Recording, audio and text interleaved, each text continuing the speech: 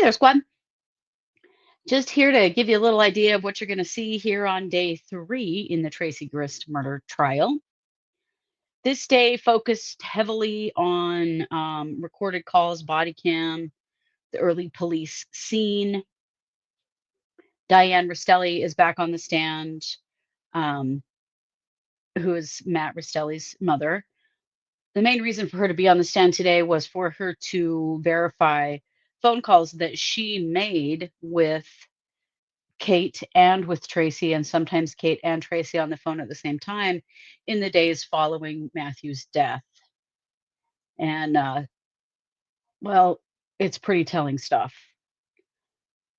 I won't give you too much because I know you're going to watch it, or listen to it. But I think that it shone a real bright light on the kind of people that Kate and Tracey are, the endless level of control that Tracey used around the narrative,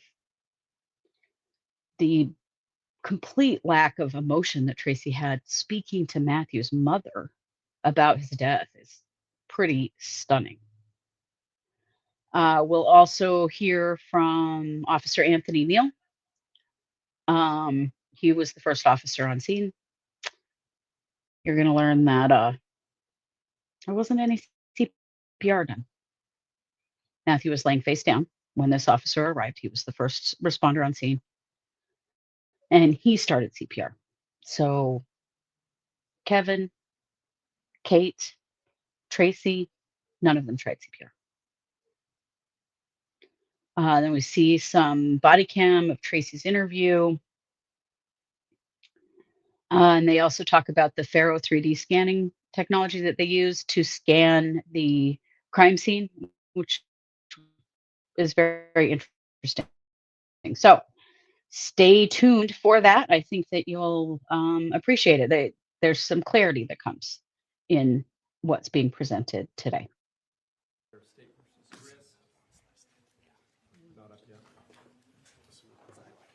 Give the computer system a moment. That's always the tough part.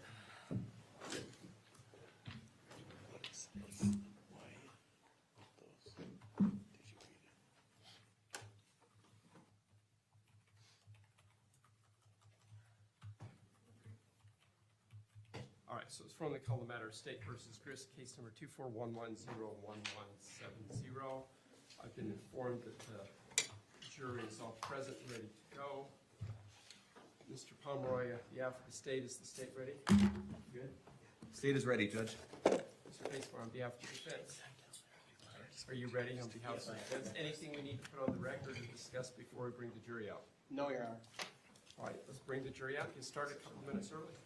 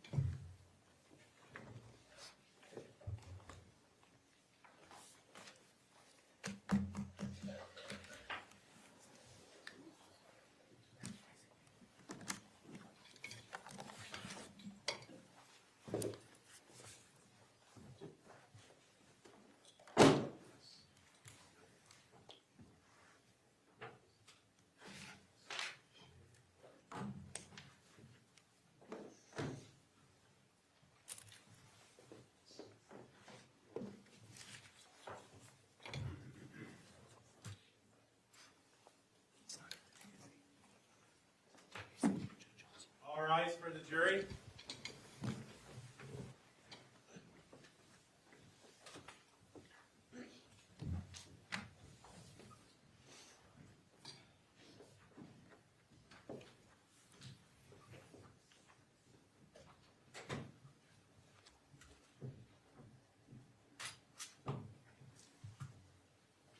Thank you. Please be seated. Good afternoon, ladies and gentlemen of the jury. I'd like to thank you again for being on time. I have to tell you, you're the most on-time jury I've ever had, so thank you. Attorneys tell me they're ready to proceed forward. Mr. McCabe. Thank you, Your Honor. The state would recall Diane Restelli. Ms. Restelli, if you come forward again, I'll swear you in for today's testimony as we've had an overnight break. Good afternoon. If you raise your right hand. Do you swear or affirm under the laws of the state of Utah, penalty of perjury, that the testimony you give in this matter today will be true and correct, so help you God? Thank you. Please have a seat up there. It's hot in here, Ms. Watabi. It's a little bit. Wait a minute, I'm going to...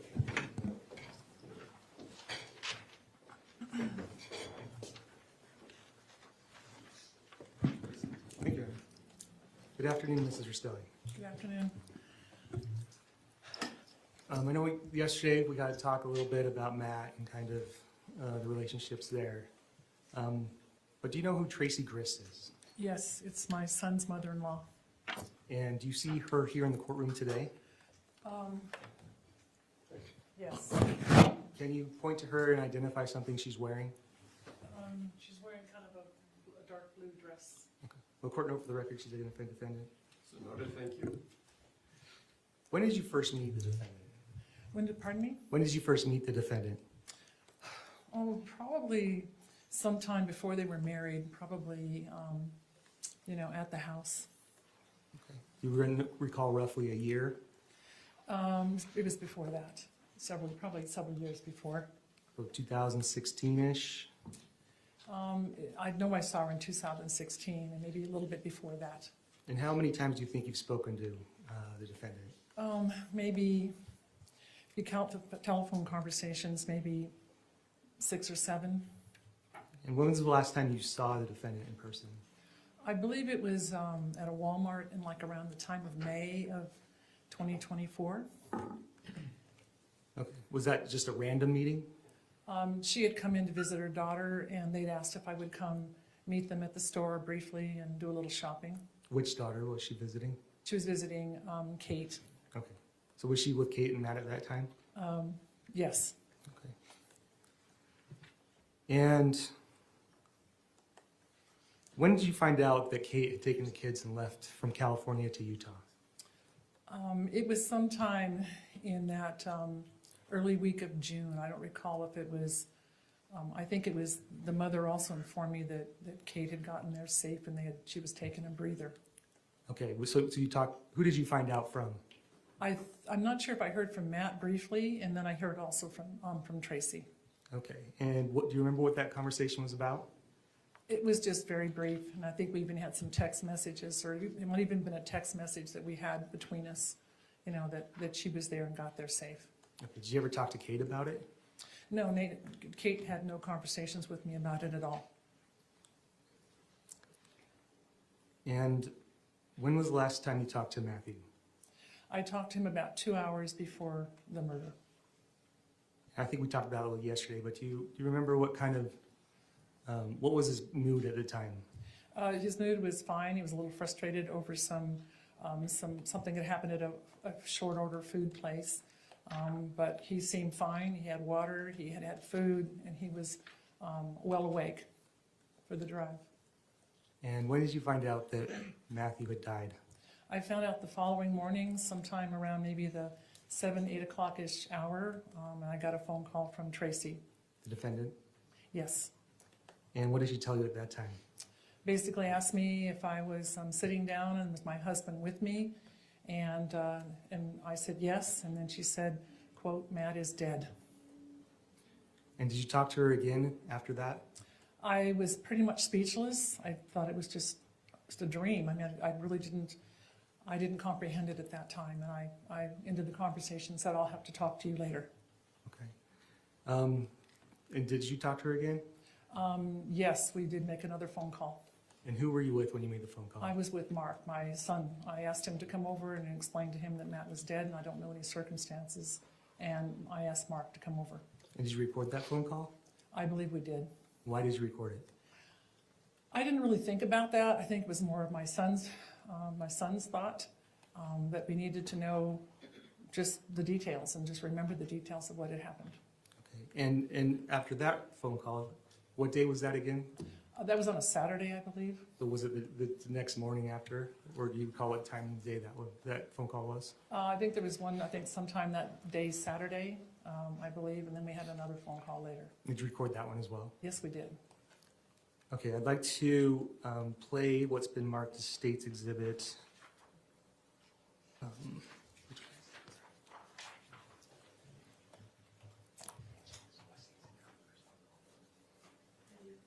I'd like to play what is marked as State's Exhibit 34.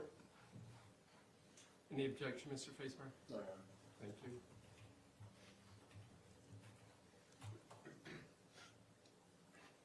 I'm not gonna let it. Okay, can I stop it there for a second? Is this the first phone call that you recorded? It could very well be. I didn't really hear all the words, but it seems to be. I think we can play it through some more. She probably won't answer the phone now. All right, Tracy, you have to tell me. Okay, push pause. Is this one of the phone calls you recorded? Yes, Do you recall which one it was? I think it was the one on that Saturday. The first one? Yes. Okay. State would move to admit and publish to the jury, Your Honor. Any objection to admitting and publishing? State's Exhibit 34. So ordered, thank you. How are you handling this? What's going on? You're kind to ask. I'm not handling it well at all. I'm freaking out and I don't know what to do. I'm in a hotel because I can't go to the house right now. Okay, and what is there a police report? I have no idea. Okay, did anybody, what, you have no idea? How, Tracy, this is Mark. I'm here with my mom. Like, can you tell us from the beginning what you know? Yes. So, let's see. Matt was on his way to the house, to my house, because Katie and the kids are here. And they were Kate was undetermined whether she was going to talk for a little while, go right away back to California. It was not abundantly clear what the outcome was going to be of Matt coming out and talking. So about 10 o'clock last night, he got to the house. I was in the kitchen and I was sitting on the counter. I was alone in the kitchen and I did not hear the doorbell ring. I didn't hear a door knock. And Matt was in my dining room. And I knew he was due to come over to my house, but I didn't expect to look up and see him there. He was really, really mad and like very agitated, for lack of a better term, and you're fine. I stayed in the kitchen. I said, Kate's upstairs, but she's going to come downstairs. And I stayed in the corner of my kitchen because I was feeling uncomfortable at that moment. I was very thrown off that he was inside the house and I didn't know it. And then he went around the corner and then I heard gunshots. I don't know how many, probably, I don't know how many, 4, I think. Jesus. And Matt was on the ground and he had a knife in his hand. And we called 911. And I told Katie to stay upstairs while I called 911 because I didn't want her to see it. And I wanted her to stay upstairs with the kids. They were sleeping though, and I didn't know they were sleeping. And the police came and separated us, talked to us, and I not slept for 1 second. So that's why I'm really upset, and I'm in a combination of shock and sadness, and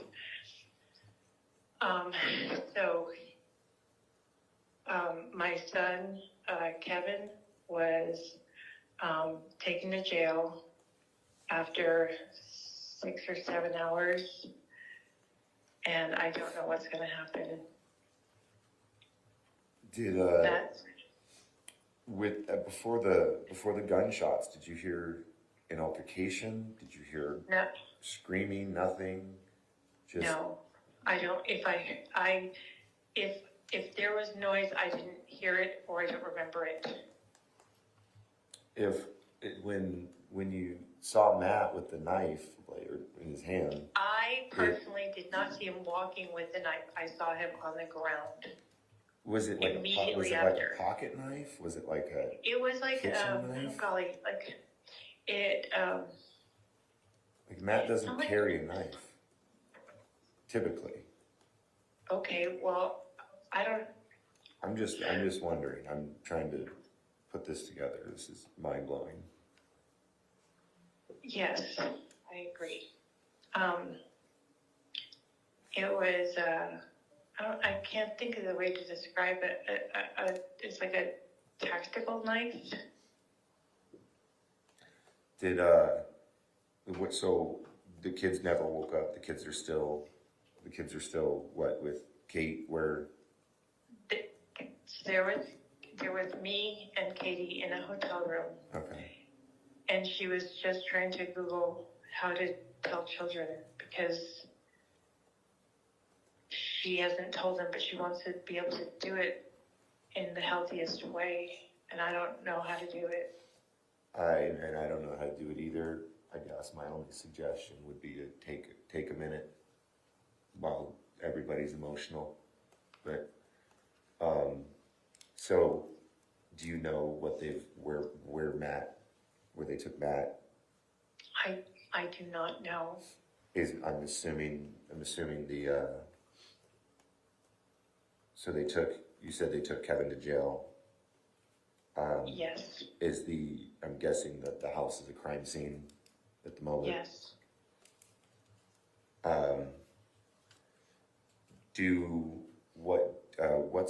What's the address and what's the law enforcement agency that was there that we can call to find out where Matt is? American Fork Police Department. Mark. Yeah. Mark, Yes. I'm really sorry for your loss. Genuinely sorry for your loss. Yeah, I don't know what to say. This is You don't understand. I'm just saying it. what's the house number? 114 South, 920 East, American Fork, Utah. Now, was there any? I mean, I know Matt probably. I mean, driving out to Utah, probably not the happiest. But was there an altercation on the phone before this? Like, was there? I personally have no idea.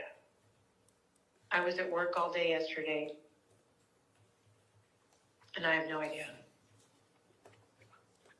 I know I spoke to Matt about 7:20 that night. He said he was 2 hours out from Utah, and he was excited to be able to pick up his family and children.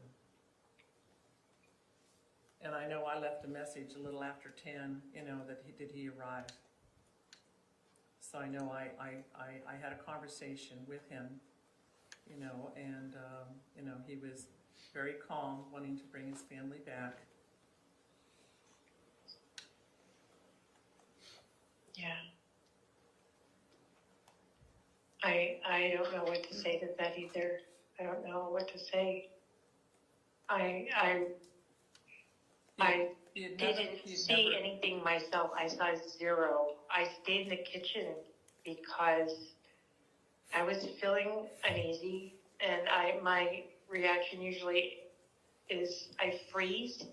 I just, if there's Did some you emergency. know that your son Kevin had a gun in the house? It's my gun, and it was in a gun safe, and I moved it from my bedroom to the garage. To the garage in a gun safe, or Yes, in a gun safe, yes. And your son Kevin knew where the gun was? Yes, he moved it for me because I wanted to make sure it was really high up. So because there was children in the house, and even though it's in a gun safe with a code, I just wanted it high up. was there a reason for the gun to be out of the safe, like The gun prior to Matt's arrival, or was it like, did it come out of the I don't safe know. when I you don't got know there? when. Was it a scramble and race for it? Like what? I do not know. Yeah. All right. I guess if there's any more information that you can share with us, later, please do. Of course. I am still in major shock, and I'm hurt to the core because I know how much he protected Kate through all of this. He never spoke poorly of Kate. Never. And he was really looking forward to bringing the family back.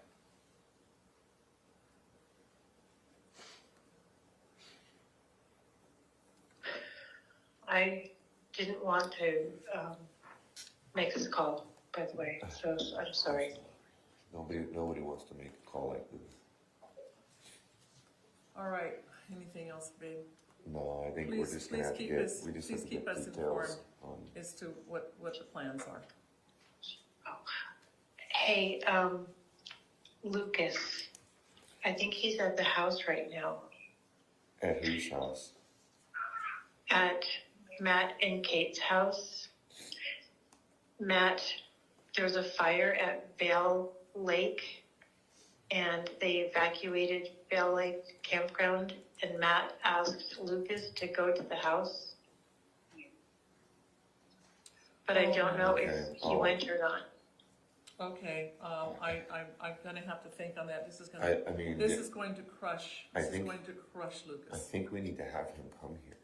I don't think we I can think call, that's- I I don't think- think we can yes. call him over the phone. I think he needs to come But here. he's out there protecting the property right And now. Kate, But right Kate now, doesn't there's- have her phone. Kate doesn't have her phone right I now. get that Kate Lucas is, doesn't have her phone? No, Where's her phone? the authorities have her phone. Okay. She gave them permission and her passcode and everything. okay, yeah, I'm gonna see, we gotta get Lucas to come here Okay, all right. Well, without telling him, or I'm gonna have to go out there Okay, and go tell him. okay, we will work on that. We have, because he's But in- we can't he's in a tell very him, delicate state. nobody can tell him over the phone. Oh, he's gonna just crack We up. can't tell him over the phone. Right, and that's, Okay, let us handle that. yeah, and Diane, the reason I called Faumuina before I called you is I wanted to make sure that he was near you, because I knew you'd be able to tell by my voice that there is something really wrong. I was trying to do what you're doing for Lucas. Okay. Okay, well, we're gonna figure out how to handle some of this stuff. Call us back immediately if anything changes or there's anything new. Of course I will. Okay. Right now I'm kind of, I'm also, my head is swimming, and so I'm probably not being much help. Okay, all right, keep us posted. Okay. Sure, thanks, Okay, bye. Thank you. Well, shot him 4 times. How long after did you make the second call? I think we had another phone call, I think it was on Sunday. Kate had reached out by, I think, text or something that she wanted to talk to me. And you recorded that one as well? We did. And who was involved in that phone call? That was gonna be my son, Mark. I was over at his house. It was Tracey and Kate. Tracy was there too, and Statement, myself. statement moved to admit and publish State's Exhibit 35. Any objection? No, Your Honor. It's so ordered.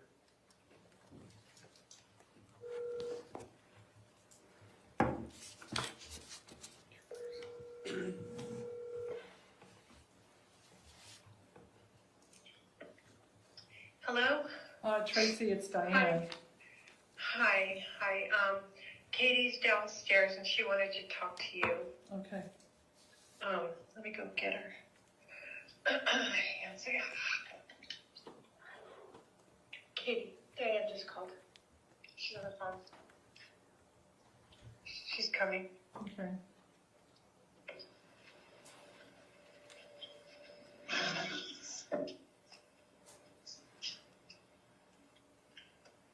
We're stepping outside so the kids can't hear anything. Where are you?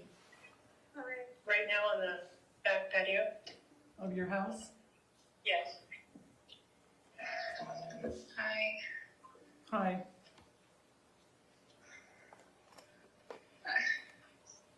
I'm so sad right now. I'm unbelievably broken. I know you are sad, Diane. I can't imagine how sad you are right now. So tell me what's on your mind. I want a proper memorial for me. And the kids are my concern. The kids are just so sad.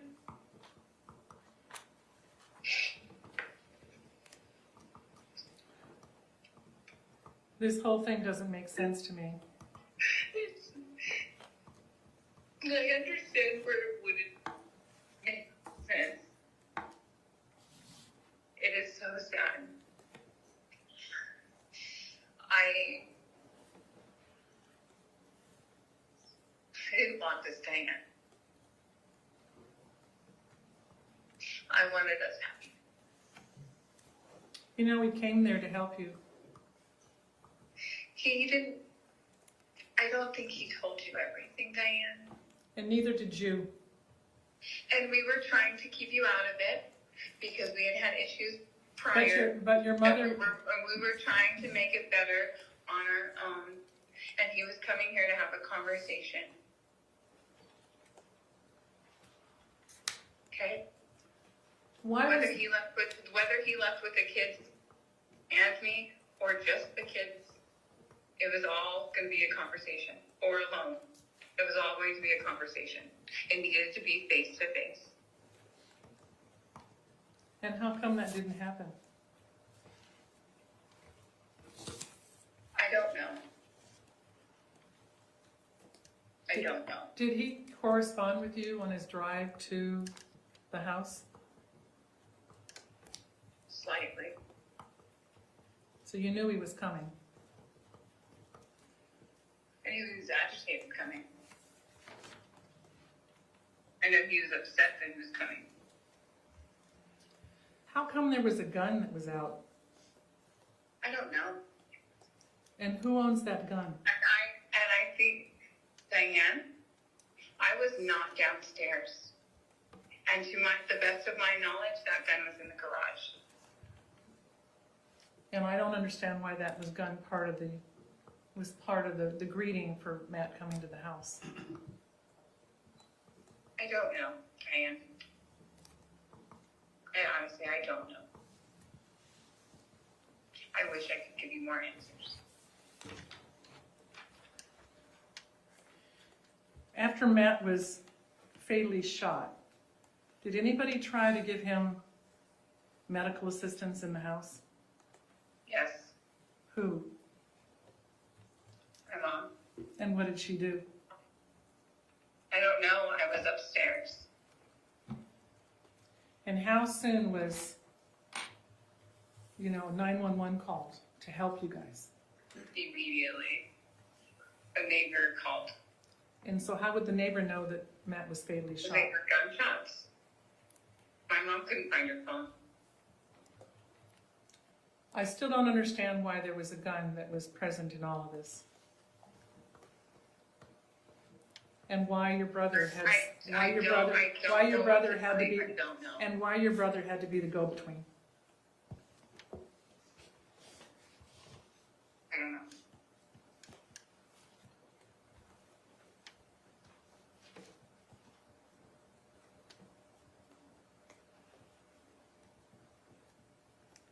I am so broken. As am I, and I believe you. I am in shock right now. You know, three children don't have their father anymore because of the violence that took place in that home. That is so sad.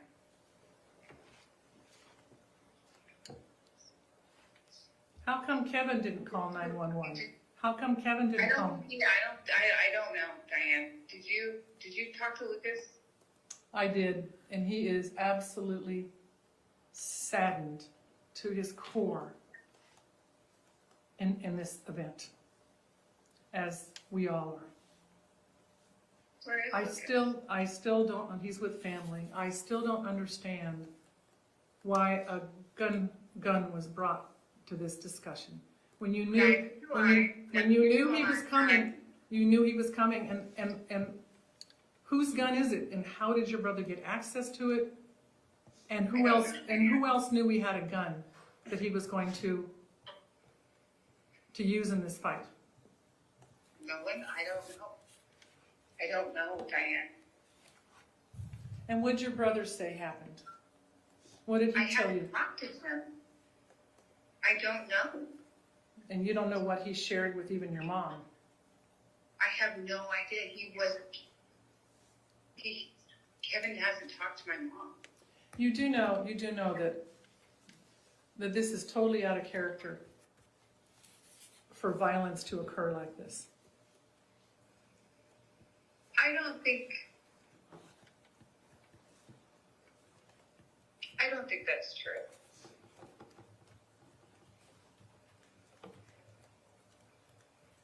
But you did have conversations with Matt, and you knew he was coming. I was under the impression that I didn't know you guys were actually having a separation. When did that occur? We were trying to make it work and trying to resolve it.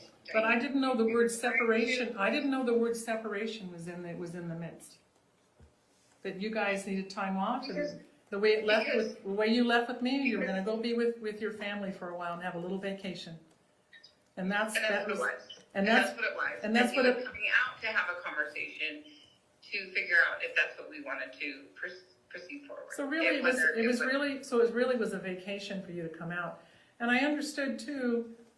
Did you want to come back? Yes. And it was it totally depended on the conversation that Matt and I were about to have, face to face. Because he can act any way on the phone, but how you act face to face is completely different. I wanted to have a conversation with him face to face before I got in the truck with him and went home. Well, again, I was unaware that this was a separation. I thought it was just a little breather for you because we were trying to work it out between Matt and myself. Yeah. And I don't know that, I also was under the impression that you were going to try to come back and rent a car. What happened with the car rental? What happened with the car rental? Because I thought because I have an out-of-state driver's license, I could not rent a car on my debit card. Mm-hmm. My mom hit some hurdles and had no money. Her water got turned off at her studio, so she lacked hours, and she had an unexpected expense that she had to pay. Because that's why I was very happy that, after 3 weeks that Matt was going to help bring you back, because there was, these things these glitches that were preventing you from, joining as a family. I understand. We were working on things and trying to make it work, and there were points where it was clear to me that he didn't want to go in the same direction I wanted to go in. And I feel like he knew I felt like that, and he was upset. Do you think that Matt was really going to kill your brother? I have no idea. And do you believe that this particular shooting was justified that occurred in that house, that being killed was justified? Diana can't answer that question. I hear your mom in the background. She's giving you answers.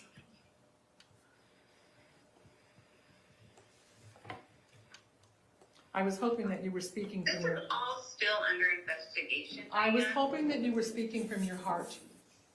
I am trying to speak from my heart without saying the wrong thing.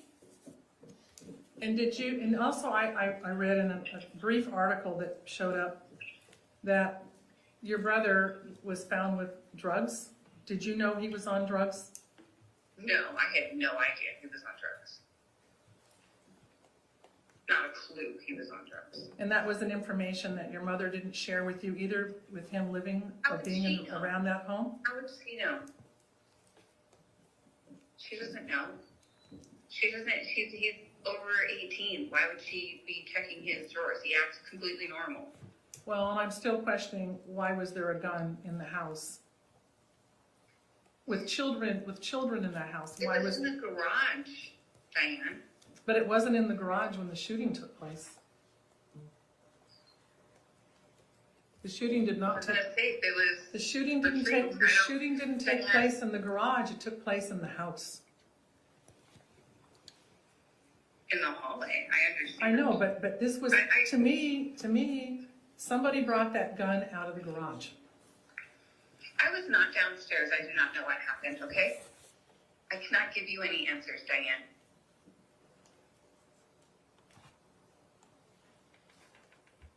Did you, it also said in the article that, I That am not going Kevin- to answer any more questions about what happened. We can talk about a memorial service for Matt if you'd like, but I don't want to talk about what happened Well, anymore. I don't think- appreciate the way you're talking with me. I just want to know, you are the person that was there and a witness, and I was I not. was upstairs, Diane. I was not a witness. But you heard the gunshots, why weren't you, did you go down and give assistance to My Matt? mother came upstairs and said, "Do not come downstairs. There's something happened," and I'm calling 911. But I also thought that your mother was giving, first aid to Matt. How could she be upstairs when she should have been down assisting Matt in his time of need? There's 8 minutes or 4 minutes. Diane, Minutes count when someone, once she figured out that she couldn't minutes say, count Diane, that somebody's bleeding to death. And the number of shots that they're saying took place is totally unimaginable. That's true. And what gets me is you knew he was coming, and he was there and happy to do so. But someone He was not happy with me. someone brought that gun in the house and turned it into a different fight.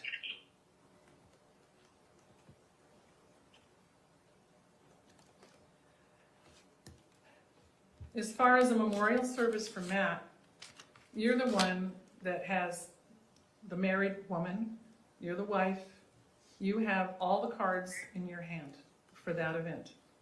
So, you will have to do what you wish to do. Okay, I have no money for any of that, so I will figure out how I will do that then. I don't understand even why you would want a memorial in light of the fact that Matt is being made as the negative person in this whole situation.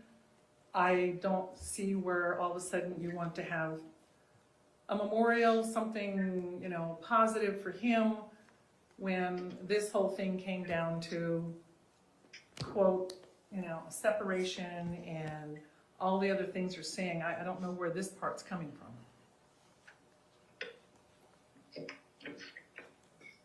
Because he's my husband. I don't understand where you don't. Where You don't get that. you has stated or was stated that Matt had a knife. Where was the knife when he came into the house? His hand. And where was the knife after he was shot down? His hand.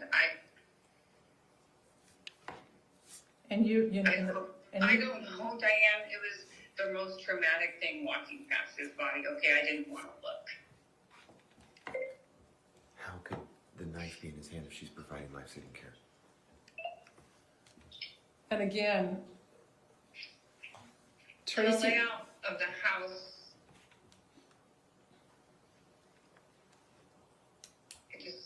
The garage is next to the living room. and when Matt fell to the ground, he still had possession of the knife in his hand? Yes. And during to all my knowledge, yes. and during all the life-saving I don't- measures, the knife stayed in his hand.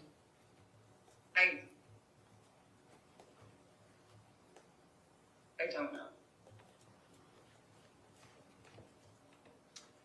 You know, there's a lot of unanswered questions here. For everyone.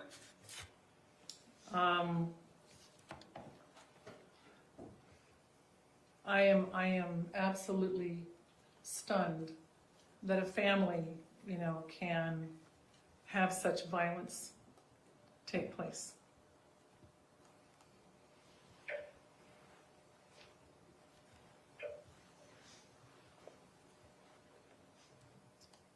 And, you know, you're just gonna have to share your plans with me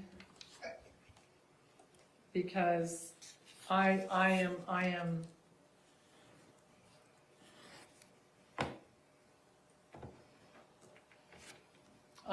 stunned. Is your mom still standing there? No, she went inside. You know, I have more questions for her. If you would like, I can easily call her back out here. She's just inside with the kiddos. Okay. Okay. Mom, you want to come back out here?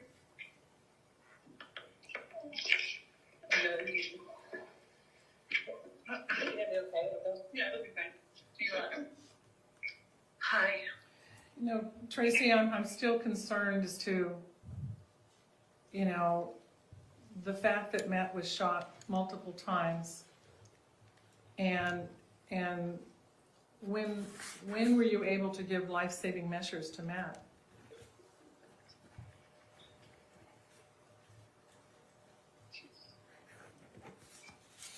I'm in so much shock, and I can't have the conversation going over the experience again because I am so sad. I just need some time. Well, and I think the part that really disturbs me is that a number of the shots were in Matt's back. I actually have no idea where the shots were. Yeah, that's what's being reported. That he I was, don't know if that's he accurate was, or not. he was so I not, don't. he was not moving forward in any aggressive manner, but was shot in the back. I have no Multi- idea. multiple times. That Yes, was, I have no idea. and does your son have a history of anger issues? Absolutely not. Has he ever had any violent history? No.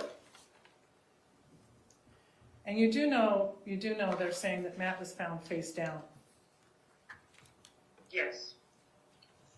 and shot in the back multiple times. I have no idea how. And your son has I never have had, no idea. and your son has never had any other, you know, violent issues or, Never once. did you really try to save him, Tracey? Did you really try to save him? I was on the phone. Did Kevin try. try to save him? Yes. And what did he do? I don't know. I know he was checking for his pulse and he was trying. I don't know what he did because there was a moment that I did run upstairs and say, "Don't come downstairs, Katie." So only he was really the one that was attempting to do something. After violently attacking Matt, he went over to him to try to help.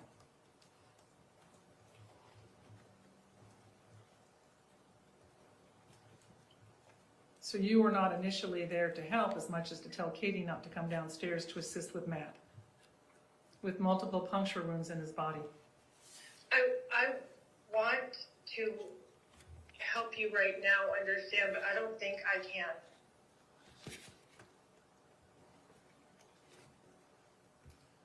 Well, you know, there's a lot of unanswered questions, and this has really, But me too. this has really started a monumental flow of events that have to be resolved.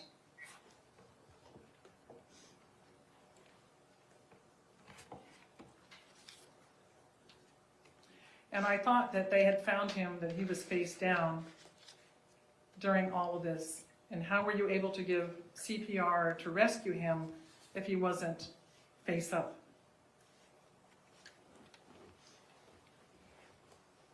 And yet he was still lifeless and holding a knife.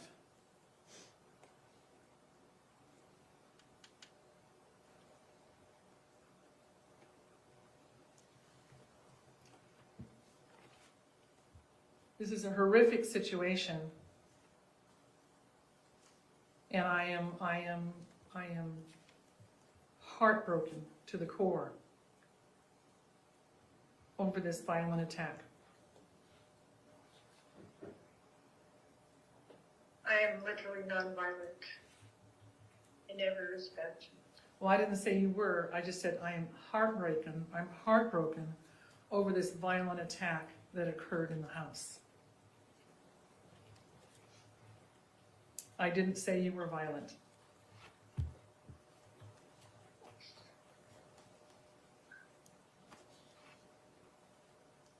Well, Kate's going to have to figure out what kind of plans for a lot of things. And Do you know what you'd like to do for a memorial? Do you have any ideas? I have no idea for memorial, and I'm really not comfortable with a memorial at this time. I understand that. Did Matt say anything to anybody in his last breaths before he died? No, not that I heard. Not that I heard. It just seems incongruent that a family would hold a memorial for someone that they have just violently taken away.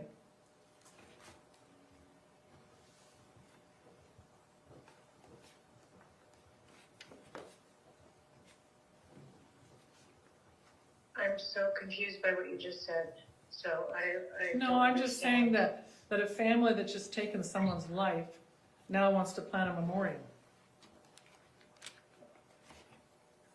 A memorial would be for the children's sake and for Katie and for. But Katie, as they're stating, is that she was separated, and you know they were agitated with each other in some way, according to her. I don't know why she would want to memorialize the situation. She was just taking some time to think things through. Right, and it didn't have to. The separation word was mine. I said, you know, they were separated, but that was just something I said off the top of my head. It wasn't something Katie had talked about. I know. Well, I'm just saying that it just seems very insensitive to do a memorial when, you know, Matt only came out there to help because no one seemed to have any money to bring her back. So I don't understand. It's almost like I don't understand having a great memorial when the brother was already set up and ready and armed to do damage. So, not what happened. He had a gun, babe. He had a gun. He was ready. That's not true. Then why was he armed? Why was there a gun? I bought it. I bought that gun back when COVID was going on because I thought it was a good idea because I'm a single woman and I thought having some protection in case something bad happened would be wise. Mm-hmm. And you do know that the papers is also saying that he tested positive for coke. I cannot believe that, but I believe it. What a dumb thing. And yet he had access. Anything about that. And he had access to a gun. A gun that was not secured with children in the house. It was in a locked safe high up in the garage. And who had the combination or the lock to that safe? Obviously. Everyone but Rory, and well, Katie doesn't, but everyone but Rory. Okay, so your son had access to get to that gun if he needed it. Well, I asked him to get passports once. I'd asked him to get other things out of it for me. But he knew the gun was there. He knew the gun was with the passport. and he took the gun out in anticipation of Matt's arrival. While on I don't coke. think that's the case. He had the gun when Matt arrived. Did he I go have no out to the idea. garage and get the gun and then shoot Matt? I have no idea. I did not see any of that. And I then- have no idea where Kevin even was. I was in the kitchen. You also know that the paper stated that he was not legally supposed to ever have a gun. Yeah, he had And yet When he he had a broke up gun. with his girlfriend, his fiance, a few years ago, 3 years ago, he was calling her incessantly, and she got a protective order, so he wouldn't call her anymore. And yet, And he just said that's fine because he was never going to go to Chicago again. but he also in that order was told he could never have a gun, and yet he had access to a gun. I forgot all about it. Since I forgot about it, there's a really good chance he didn't remember either because it was a while back and it was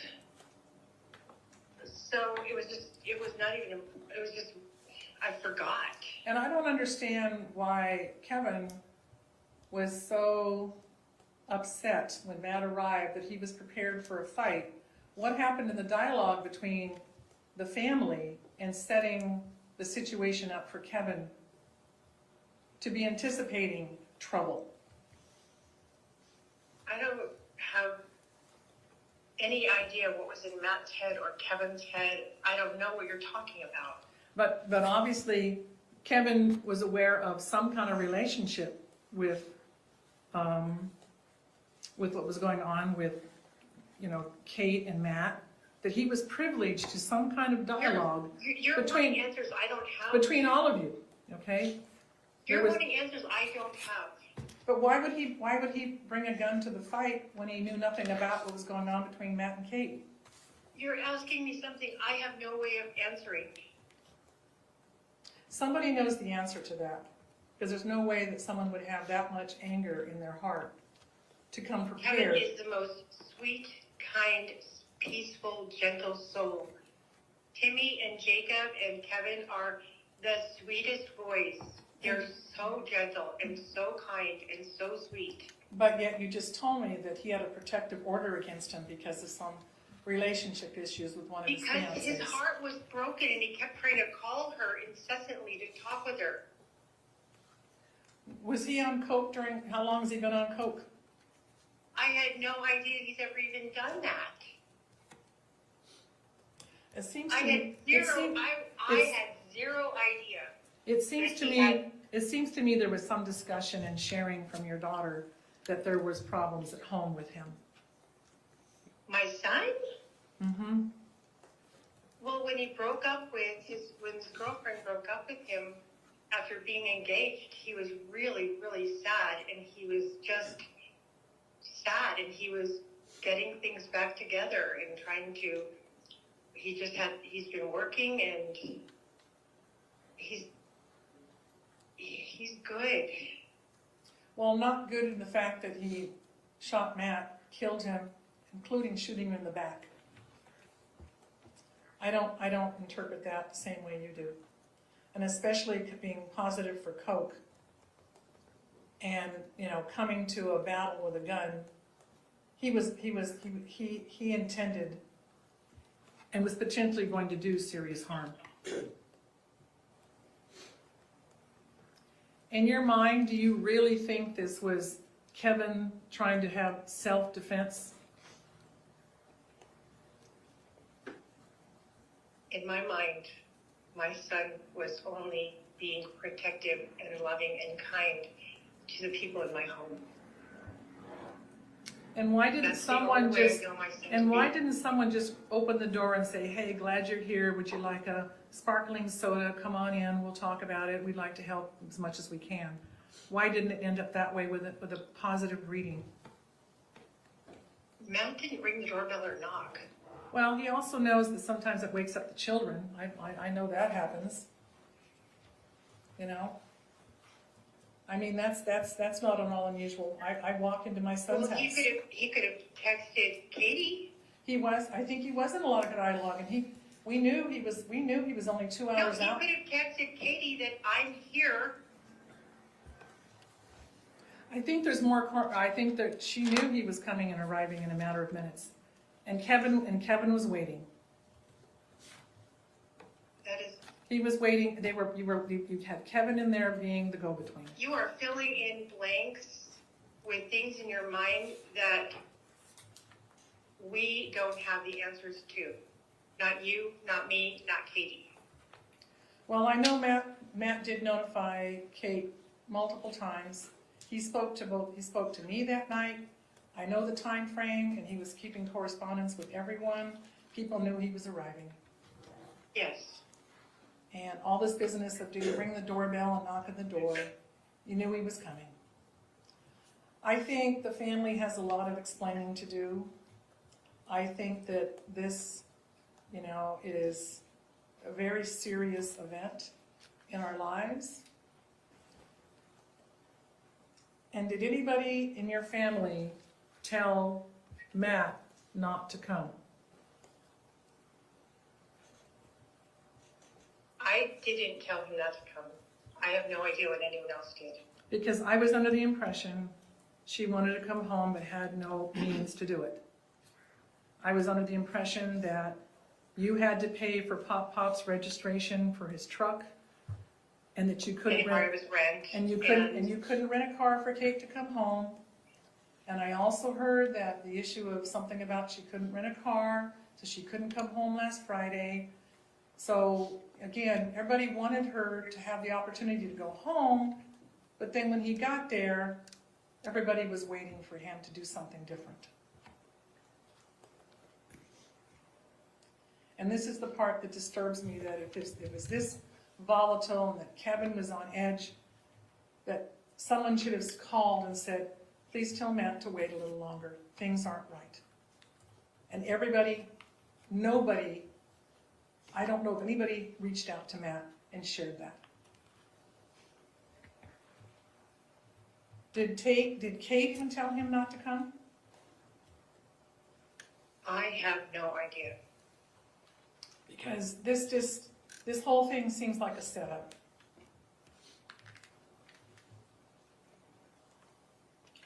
We would never plan to hurt someone. Well, someone planned with a gun in the house. This was orchestrated. That is so not true. Then why was the gun in the house and not in the garage locked up? The gun was. You're asking me things I can't answer. You're the owner of the I don't gun. know. You're the owner of the gun. You're the person that's primarily responsible for the safety of where that gun is kept. We're not making any progress in bringing peace or solving this or answering questions. So I'm gonna let Kate say goodbye to you because I don't know. I don't know what to tell you. Well, I think there's some blanks I think there's some empty answers. I think that there are questions that are obvious that there are answers to, and I clearly see that there was some kind of pattern, and this should have never taken place for a man who drove, over 8 hours or over 6+, just to help his wife and bring his family back home and share all the good news.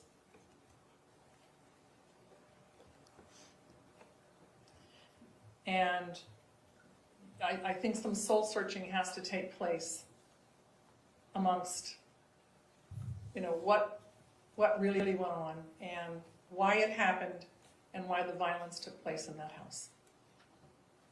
I'm really sorry that you're sad, but I'm going to hang up and go because you're wanting me to tell you things that I have no idea about. Well, all I can say is that Kate is going to have to give me her plans as to what she needs to do, because, I just need to know what she plans to do as far as, where she lives, just everything. Not that I need to be the one making the plans, but I need to know what her plans are and, what's going on with all of this.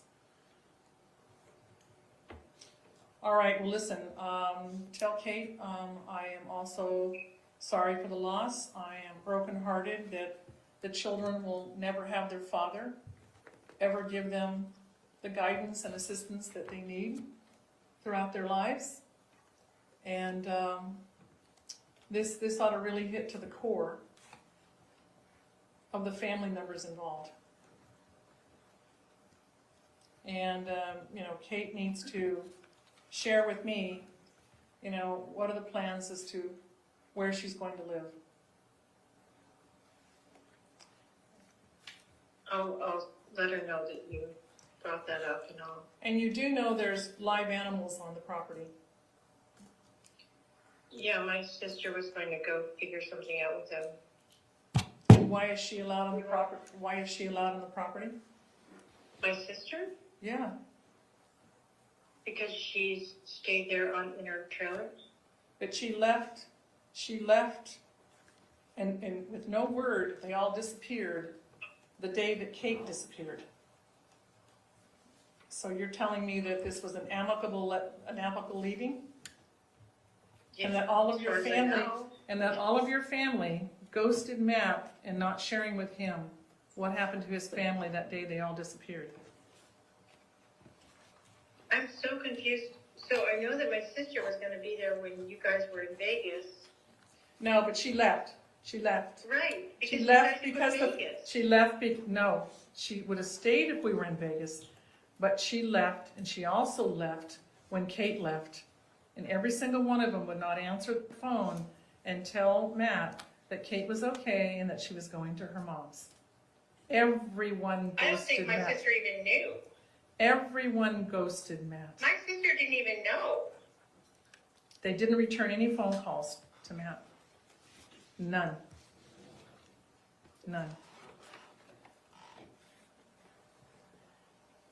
And I think that at this point, sister is not allowed. No one's allowed on the property except those who own the property. Okay. I'll let Kelly know. How are you going to take care of puppy dogs? Well, that's something they should have thought about 2 days ago. Matt's been dead since Friday night before midnight. This is now Sunday. And it's amazing that no one from that family has even thought about asking us or anybody to go out there and to assist. I mean, that's heartless. Well,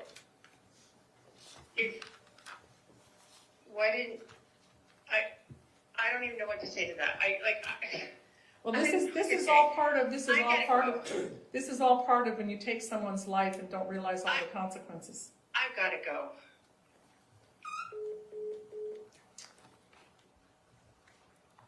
No further questions this time.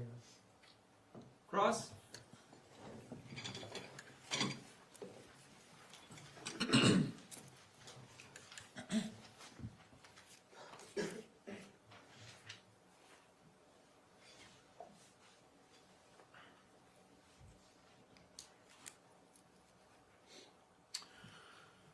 Mrs. Restelli, first off, I'd just like to say I am terribly sorry about your loss. You lost a child. That's a horrible thing. That should never happen. And I'm sorry that you had to go through this in your life. These phone calls that you had with Kate and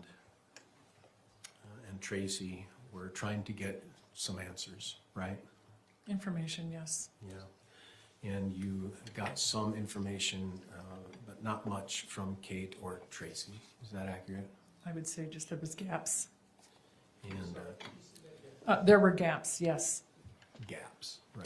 Gaps in information. Yeah. And but you did learn, I guess, that and Kate said that they were separated. So you learned that Kate and Kevin and Tracey were separated at the scene. So you did become aware of that, right? And what separated mean at the scene, the actual, the house? Yes.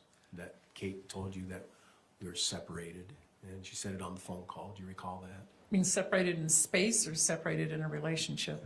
Not, I don't think in a relationship. Okay. I think separated in space. That's from what she said.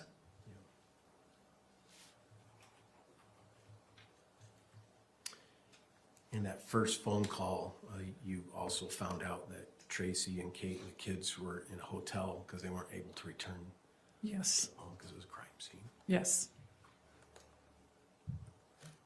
And Lucas. Lucas is Matt's oldest child, right? Yes. How old's Lucas? Lucas is 21 now, He's 21.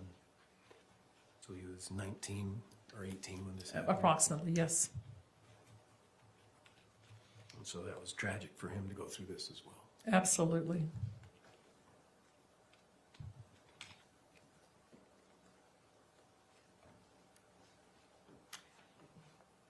Well, once again, terribly sorry about your loss. I know these are hard times, and I have no further questions, Judge. Thank you, Mr. Facemeyer. Mr. Watabe, any redirect? Oh, Your Honor. Thank you.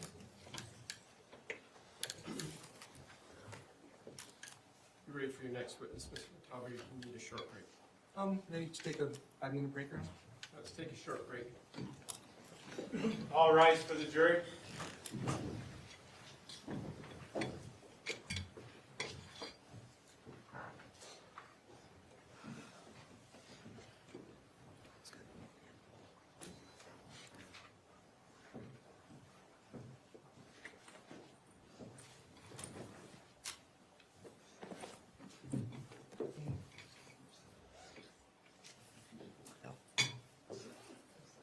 Thank you. Please be seated. Is there anything we need to put on the record outside of presence from the jury from the state? No, Your Honor. From the defense? No, Your Honor. Let's take a 5-10-minute recess. Thank you. We're recessed. All rise.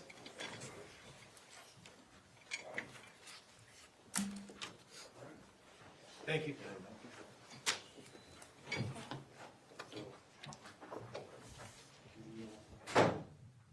No, Mr. Facemeyer. Yeah, would you bring her back? Would you mind going and getting Mr. Facemeyer, Mr. Brown? Yeah. Thank you. I did. Okay. Just yell donuts or something, he'll come.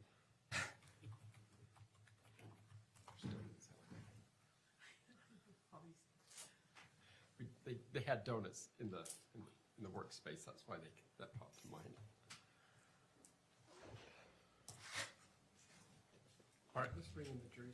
One moment, Your Honor. Just have my class. Well, it'll take you a minute to walk all the way around. She was as far as she was. Yeah, he's going all the way in to get them, I should say. Mr. Watabe, who's your next witness? Officer Neal. And I assume you think he'll go the rest of the afternoon? Officer Neal? We'll go. No. No? No, what do you, No, with Officer Neal. do you mean with our witnesses today, or? No, with this next witness. Oh, no, no. No, okay. We have 4 fairly short witnesses next. All rise for the jury.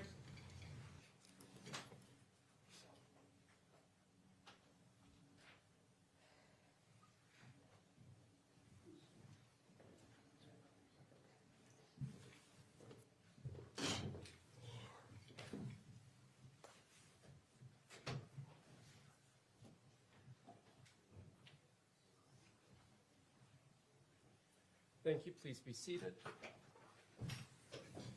State ready to call the next witness. Oh, where'd Mr. Facemeyer? Oh, Mr. Watabi and Facemeyer stepped out for. just a moment. The two lead attorneys stepped out just as you were walking in. All right, Mr. Watabi, you ready for your next witness? Yes, Your Honor. State call Officer Neal. Officer Neal, if you'll come forward, please. If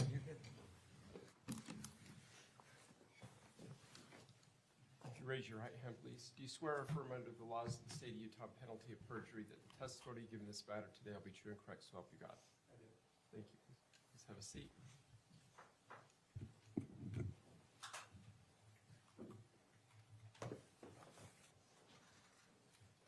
Good morning, Officer Neal. Or afternoon, apologize. Afternoon. Can we state your name and spell your last name for the record? It's going to be Anthony Neal. Last name is going to be Neil. And what's your occupation? I'm a police officer for the American Fork Police Department. And how long have you been a police officer? 3.5 years. And what's your title at the American Fork Police Department? I'm a patrol officer. And what kind of duties do you have as a patrol officer? I'm responding to calls, calls for service, when people are needing assistance with something, they call into 911, that gets dispatched out to us, and we respond. And when you respond on cases, do you have a body cam? I do, yes.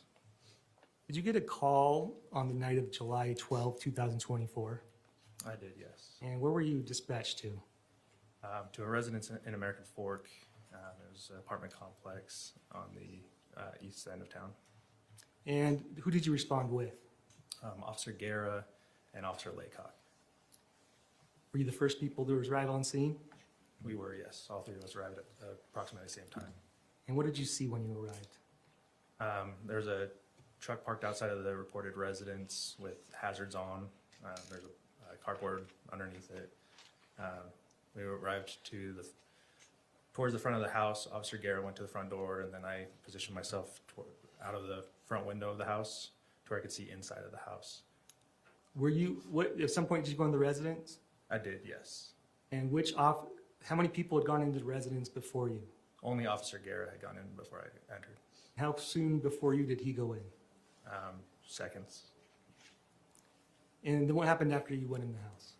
I observed a male that was face down in the hallway of right as the entryway of the house. Did you identify him at some point? The male face down, I did Yes. not. Did you find out later who he was? I did. Who was it? I don't recall the name. Okay, then what I know his happened? relationship with the family members. Okay. And what happened next? I pulled out, there's a male that was kind of standing kind of over the body a little bit with his arm folded. Later I identified him as Kevin Ellis. I directed him out of the residence just to start securing the scene.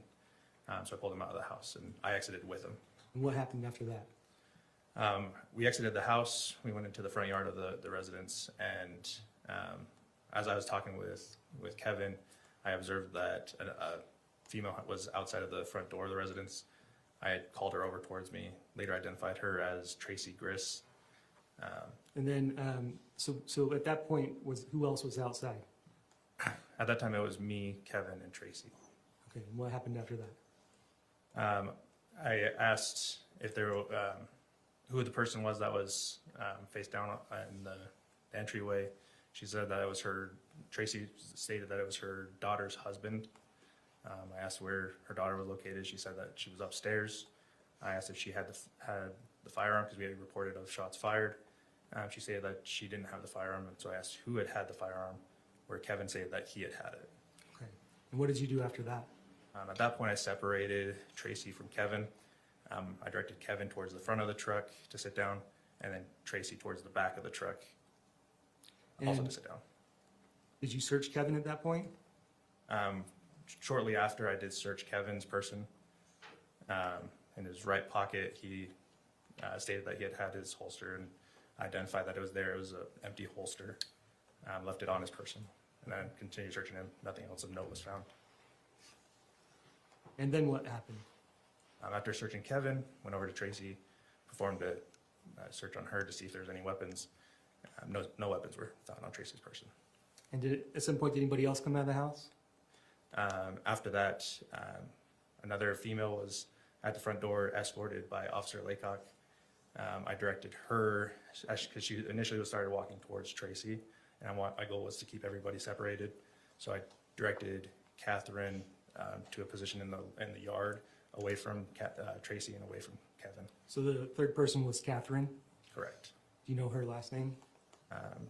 I don't recall the last name. Okay. And at some point, did they stay separated? The defendant and Kathryn? After I had identified Kathryn and Tracey, I went over to identify Kevin, and so I directed Officer Stimson over towards Kathryn and Tracey while I identified Kevin. And at that time, I observed Tracey moving towards Kathryn, so I directed them to stay apart from each other again. And who's Officer Stimson? Officer Simpson, he used to work for a police department. He was one of our patrol officers. At the time, he was on what's called a ghost week, where he's being evaluated to be able to see if he's ready to go by himself as a police officer instead of being in that evaluation process. So how long, was he even a full-time police officer at that point? He was full-time, just not by himself yet. He was still being evaluated. But how long had he been with the office? Approximately, I want to say 2 months. Okay. I'd like to show you what's marked. And do you know if Officer Laycock had a body cam? He did, yes. And did Officer Stimson have a body cam? He did, yes. I'd like to show you what's marked and just the witness at this point is State's Exhibit 133.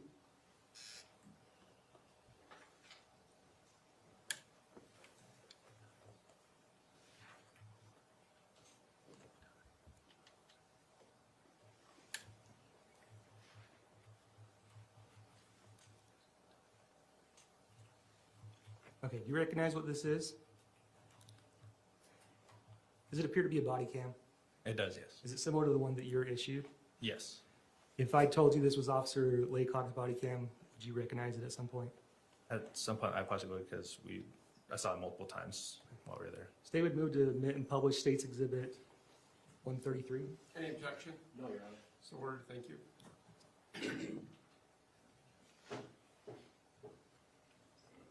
Cap, I'll have you come out here with this officer, okay? Okay. I know. You're okay. Okay. It's okay. What's going on tonight? My cousin was supposed to come here and attack me. I was upstairs waiting for him to come in. I don't know what happened. Okay. I don't know what happened. I heard yelling and I don't know what happened. Do you have any weapons or anything? No, the only thing. I'm just gonna check you real quick, okay? I'm sorry, I know this is... No. I have my earbuds in my pocket. That's the only thing I have in my pocket. Okay. Sorry, was that them Yep, that just fell? that was Okay. them that did it. Okay. You're good. I don't see anything else on it. You're good if you want to go take a seat next to her on the grass, okay?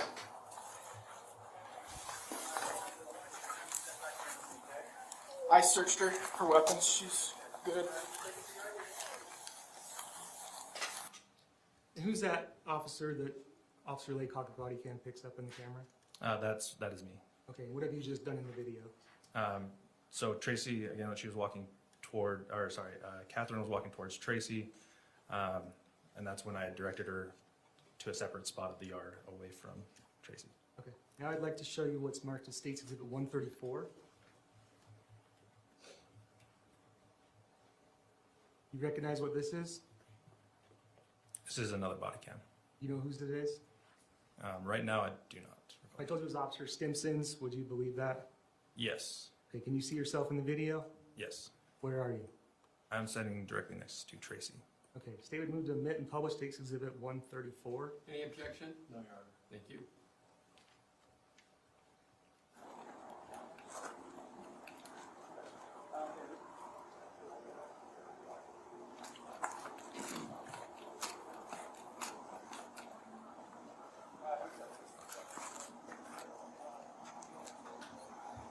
What's your name, man? Kevin? What's going on, Kevin?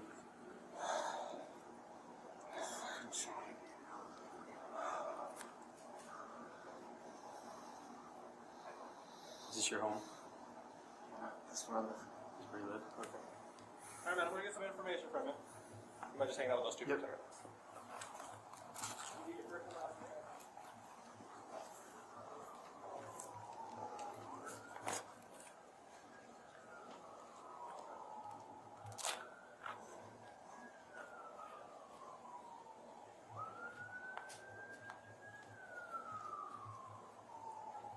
I'm just hanging out with you guys.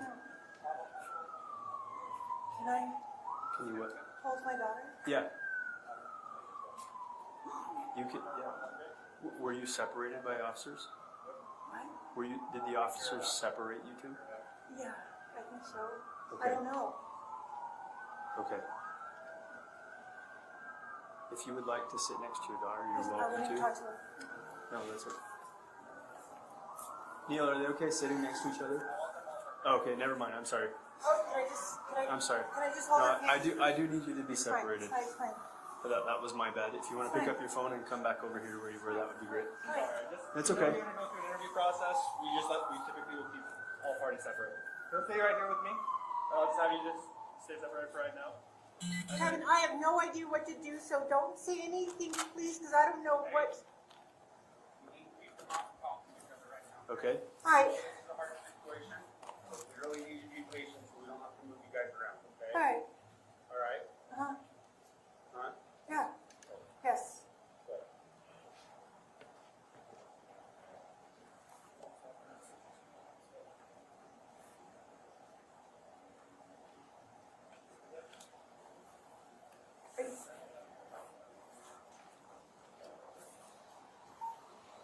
Ma'am, right now something that would be good to do is probably just breathe. Just take deep breaths. Okay? And not speak to anybody else, okay? Okay. Good kid. Good.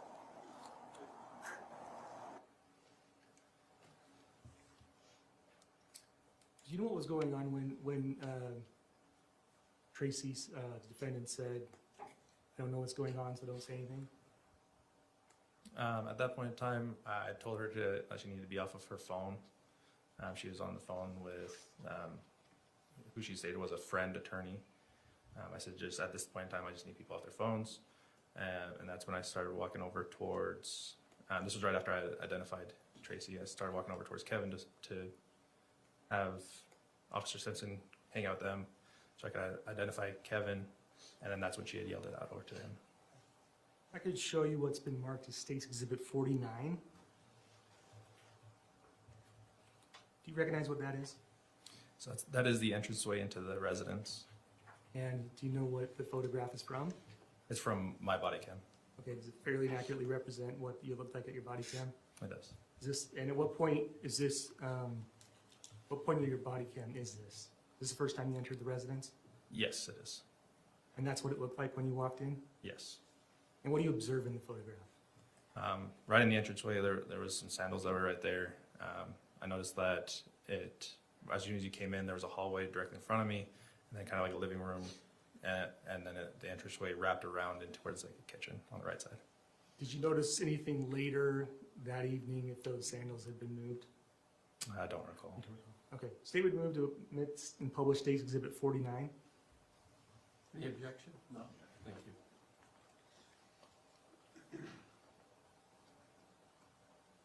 Move to publish. I'm sorry, Judge. May I push? Certainly. Let's take it down for a second.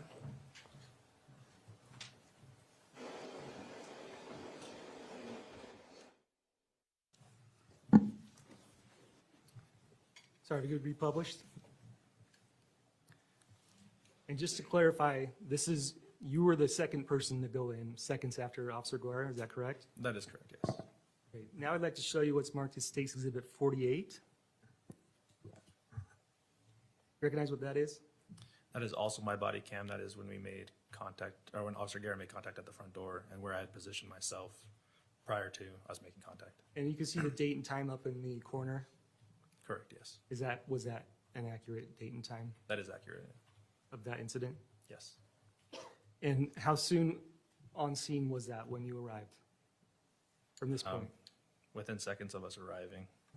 State would move to admit and publish State's Exhibit 48. Any objection? No objection. Thank you. Get patient condition in there. Who's this? And that's inside.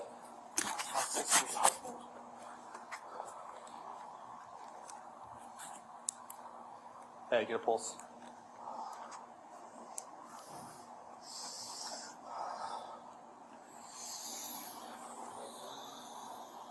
Okay, come here. Please come here. So, sorry. Who is, In the house. so who is this that's in there? That is my daughter's husband. Okay, where's daughter? My daughter's upstairs. Does she still have a firearm on her? My daughter, no. Okay, who had the firearm? I did. You had the firearm? I already showed her where it was. Okay. It's inside. Sounds good. That was it. So I'm gonna have you take a seat right here. I'm gonna have you take a seat over here. That's on the back end of the truck.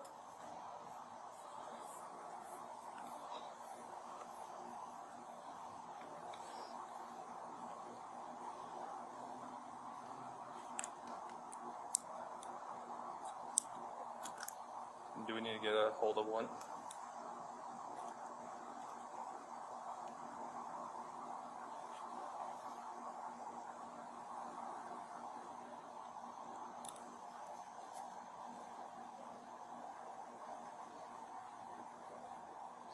Okay. So I'm gonna have you stand up. I'm just gonna pat you down real quick, okay? You don't have any weapons on you or anything like that? Not even made aware of? I've only got the holster that was in my pocket. That's it. Okay.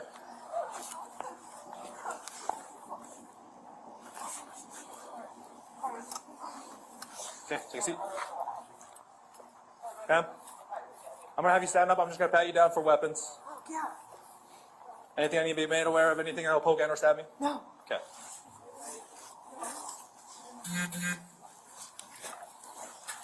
Any pockets? No. Okay. You're gonna take a seat.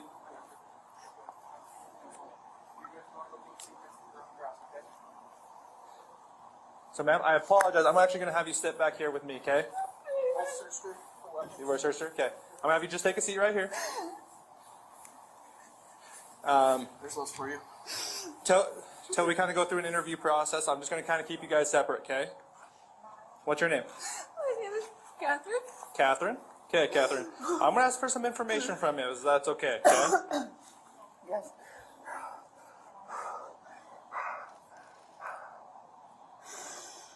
All right, Kathryn. How do you spell your first name? Kathryn. Last name? Restelli. Restelli. Okay, what's your date of birth? December 15th, 1987. 1987? Okay. Just stay sitting right here, okay? I'm just going to keep you guys just separate until we can kind of go through an interview process with you guys, okay? Sure. I appreciate it. All right, ma'am? Ma'am? Is it okay if I just have you just off the phone just for a second? Yeah, Richard, let me call you right back. The police officer asking me to be off the phone. Yeah, just for right now, just kind of while we're going through a process with you guys. That's fine. I do need to get some information from you. Can I get your first and last name? Tracey, Tracey.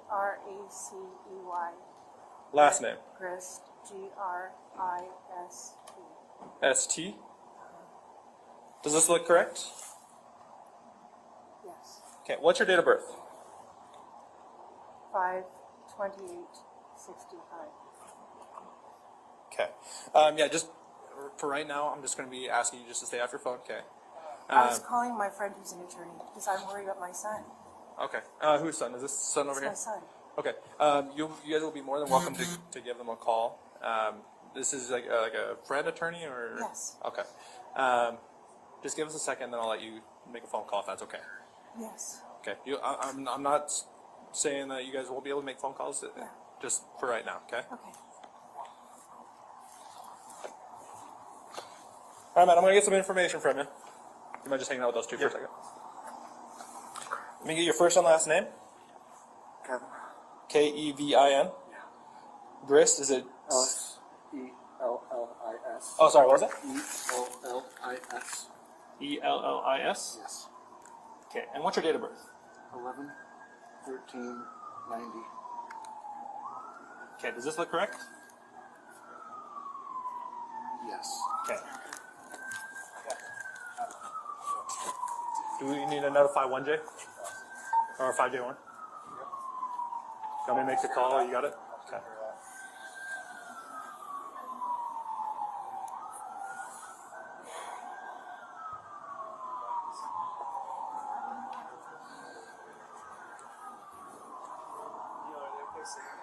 I want them all separated for now. I apologize. Until we go through an interview process, we want to keep everybody separated.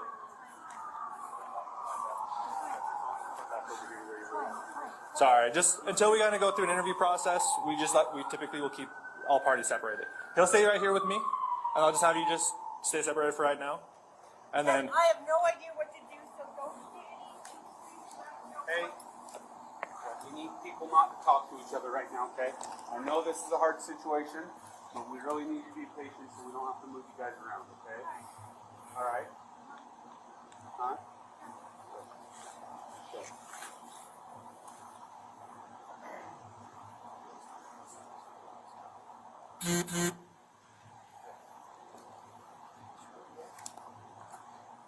Kevin, is there anyone else in the house that we need to be aware of? There are kids upstairs. There are kids upstairs. There are kids upstairs.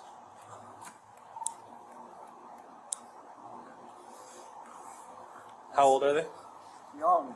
How old are your kids, Kate? We have kids upstairs. Okay. 2 kids? How many? 2. No more questions this time, Your Honor? Cross? Officer Neal. So you hadn't been an officer very long when this event took place, is that right? I had not, no. And, but you were following some protocol, weren't you? Yes, I was. One of the protocols was to separate persons at a scene, is that right? That is correct. Is that something you're taught? Correct, yes. And where did you learn that? At the Post Academy. And when did you do post? It was, I believe, 2023. I'm sorry? I believe 2023. Thank you. Sorry. I didn't know if that was him or me, Judge, but and can you describe what post is? Post is state. It's monitored by the state to be able to train upcoming candidates to become officers, teaching them protocols, teaching them about the various laws, how to read law, and then how to conduct yourself as an officer. Crime scene protection, all sorts of different trainings. Correct. Am I right on that? Yes. And probably some weapon training. Correct, yes. Just general law enforcement training. Correct. Right? What does POST stand for? I wouldn't be able to tell you that. Police officer something. Does that sound right? Yeah. Yeah. And where did you do POST at? It was up in Sandy at the State Post Center. Yep, that's one of the more popular post sections, isn't it? It is. And as part of your investigation in this case, you separated the persons who were there, correct? Correct, yes. And you also had some interaction with law enforcement to assure that you were properly protecting the crime scene. Is that correct? Correct, yes. And then also you wrote a report. Is that right? I did, yes.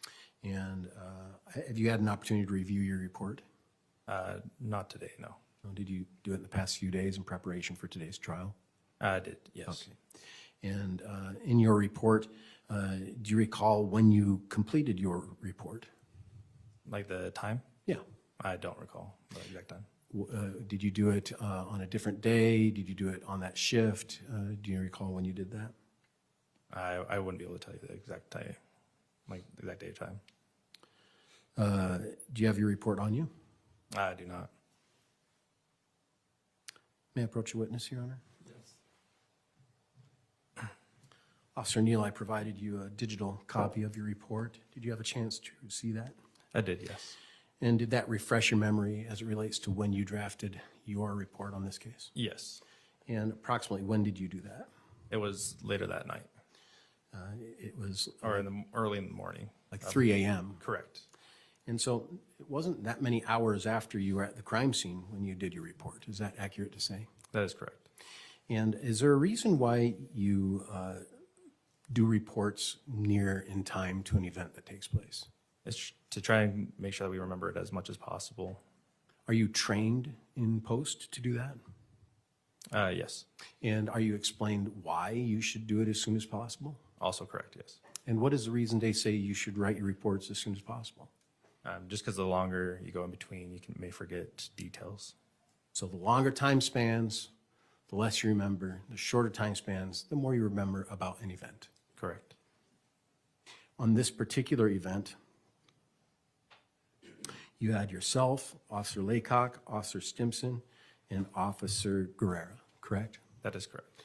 And were there more that came throughout the evening? Yes, there was.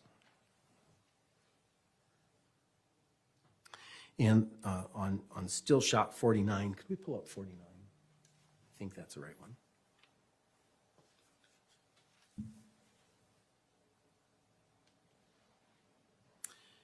You recognize this photo? I do, yes. And this photo is a still shot from a body cam on your entrance into the residence. Is that accurate? That is accurate. That's the first view you see in that home, correct? Correct. And what's directly in front of you as you look through the door? The sandals on the floor. And what's eye level? A fireplace. Yeah, a wall and a fireplace. Yeah. So as you open the door, you're sort of standing in a living area. Is that right? Correct. All right. And is this picture what you recall in your own mind? Correct. Thank you. I have no further questions. Thank you. Any redirect? Just real quick. When you entered the residence, did you see a screen on the door? On the door of the residence? Yes. I don't recall. I could show State's Exhibit 49 again. You see, what do you see in this picture? Just an open doorway. Do you see a screen in front of it? No. What do you see on the right? Right. I know what I saw when I came into the residence, but I don't recall like right immediately inside. Okay. No further questions, Your Honor. Will this witness be excused? Yes. Yes, Your Thank Honor. you, officer. Call your next witness, Mr. Thomas. So we'll call Detective Nicosia. Detective Nicosia. And maybe give me an excuse from the subpoena, Your Honor. Any objection? No objection. You're excused, then. Officer, thank you.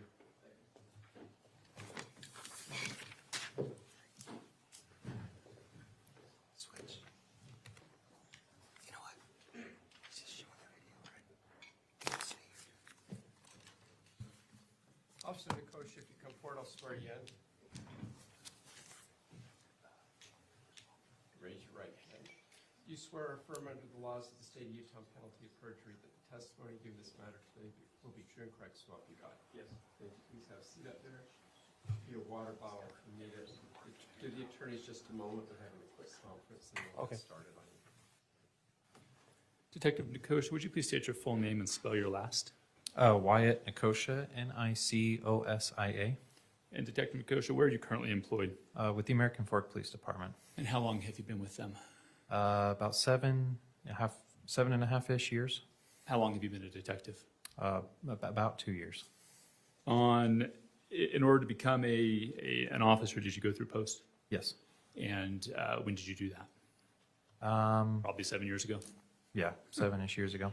And did you do any sort of particularized training to become a detective? Just in and outs of patrol work. Yeah. More experience-based? Yeah. Okay. What were your duties on July 12th of 2024? At the time I was called out and was asked to help with the investigation of this case. Okay. And what were your overall duties? Were you on patrol then? Were you a detective? I was in investigations as a detective. Okay.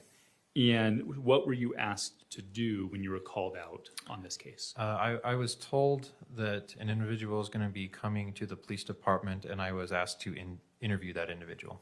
Okay. Did you ever go to the scene? Later. Sorry, prior to that interview? No. Okay.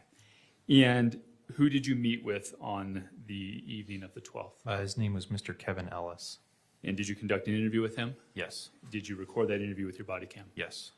Your Honor, at this time, the state would move to admit State's Exhibit 89, the interview with Kevin Ellis. 89? Yes. Thank you. Any objection? No. Thank you. So admitted. State would move to publish. So ordered.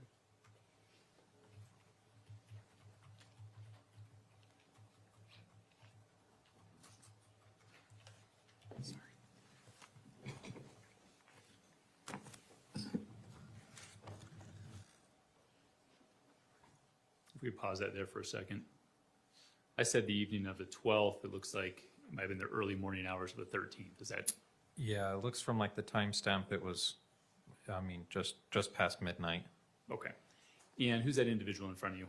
At the time, that was Mr. Kevin Ellis's attorney. I believe his name was Richard Bernard. Okay, thank you. Go ahead.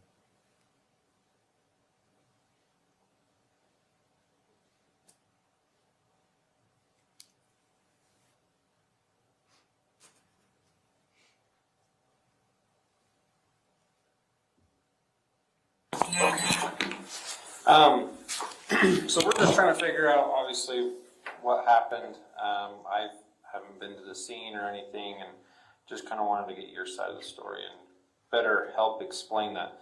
Obviously, you're here at the police department, so you're kind of being detained at the time as we're questioning and everything. So I just want to make sure you're aware of your rights. Obviously, your lawyer's already here, so and he's present with you, but I just want to make sure we got all of our bases covered. So I'm just going to read this. Doesn't mean you're under arrest or anything. Just means you're aware of your rights. Okay. So you have the right to remain silent. Anything you say can and will be used against you in a court of law. You have the right to talk to a lawyer and have the lawyer present with you while you're being questioned. If you cannot afford to hire a lawyer, one will be appointed to represent you before questioning if you wish. You can decide at any time to exercise these rights and not answer any questions or make any statements. Do you understand your rights as I have explained to you? Yes. Okay. Having these rights in mind, are you willing to answer some of my questions? Yes. Okay. What can you tell me about tonight? I was afraid for my life and I shot in self-defense. Okay. Tell me more about that. Under the advice of counsel, I declined to answer. Okay. Okay. Anything else that you want to tell me that you would think helped in this investigation, or? Under the advice of counsel, I declined to answer. Okay. All right. I can proffer some things to you. Okay. The victim was an armed intruder wielding a knife that was a short distance from him when he shot. Okay. So just to clarify, he was an armed intruder with a knife. Entered the house without permission.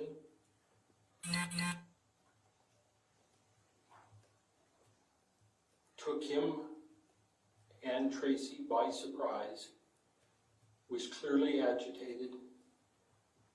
Was wielding a knife, and that's at the point at which he, and was to the wall, you said, was afraid for his life and shot in self-defense.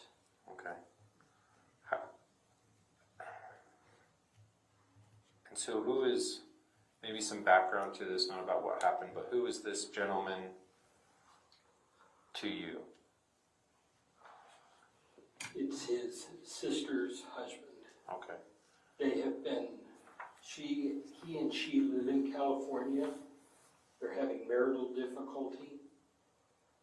Tracey invited her daughter to come to her house and have a reprieve, get away. How long had she been there? 3 weeks. The husband was making demands that she come home. Instead, drove out to California to pick her up and take her back. And that's... So Tracey's the mom, right? Tracey's the mom. What's Okay. her sister's name? Katie. Kathryn. So sorry, just to clarify, Tracey drove out to California to pick up Kathryn? It doesn't misspeak. It was Matt drove to Utah. Matt is the victim. Matt is the deceased, correct? Okay. So Matt drove here to pick up Katie. Is that correct? Okay, and then he showed up unannounced? Picking her up is a polite way of saying it. Okay. His intent was to take her back. Period. Okay.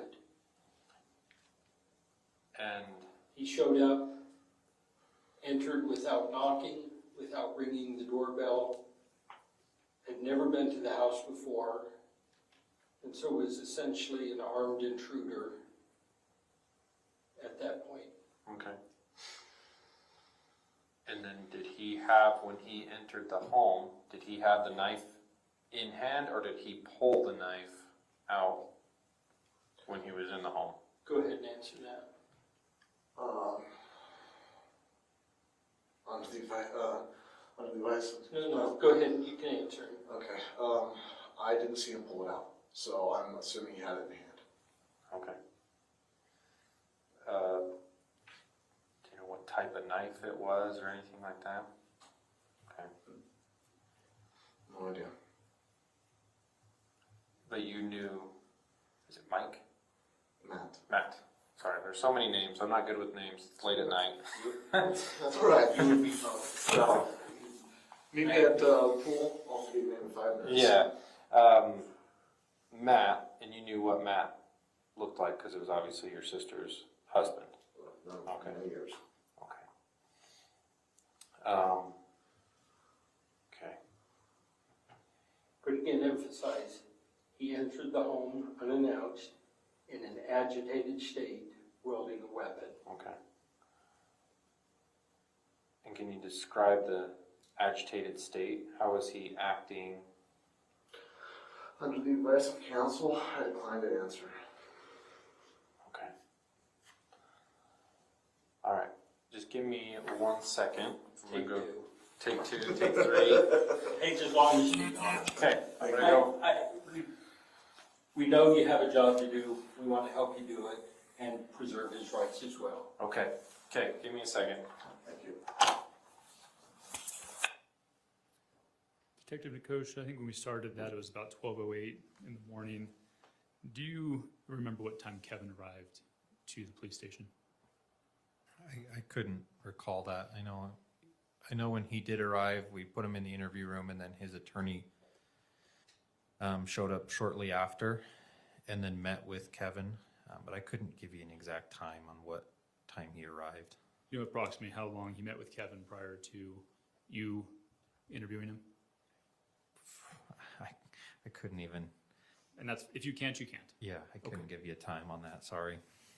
Did you take other steps? Did you have any other roles in investigating this case? I did, yes. What was your next step? After that night, it was a few days following that is we were asked to go, myself and Detective Wetton were asked to go up to the Ogden area and retrieve Rachel Jorgensen's phone. And do you remember who Rachel Jorgensen is in relation to Kevin Ellis? That is his sister. Okay. And did you make contact with her? Yes. Did you retrieve the phone? Yes. Did you interview her? No, she declined to speak with us at that time. Okay, thank you. I'll pass the witness. Ross?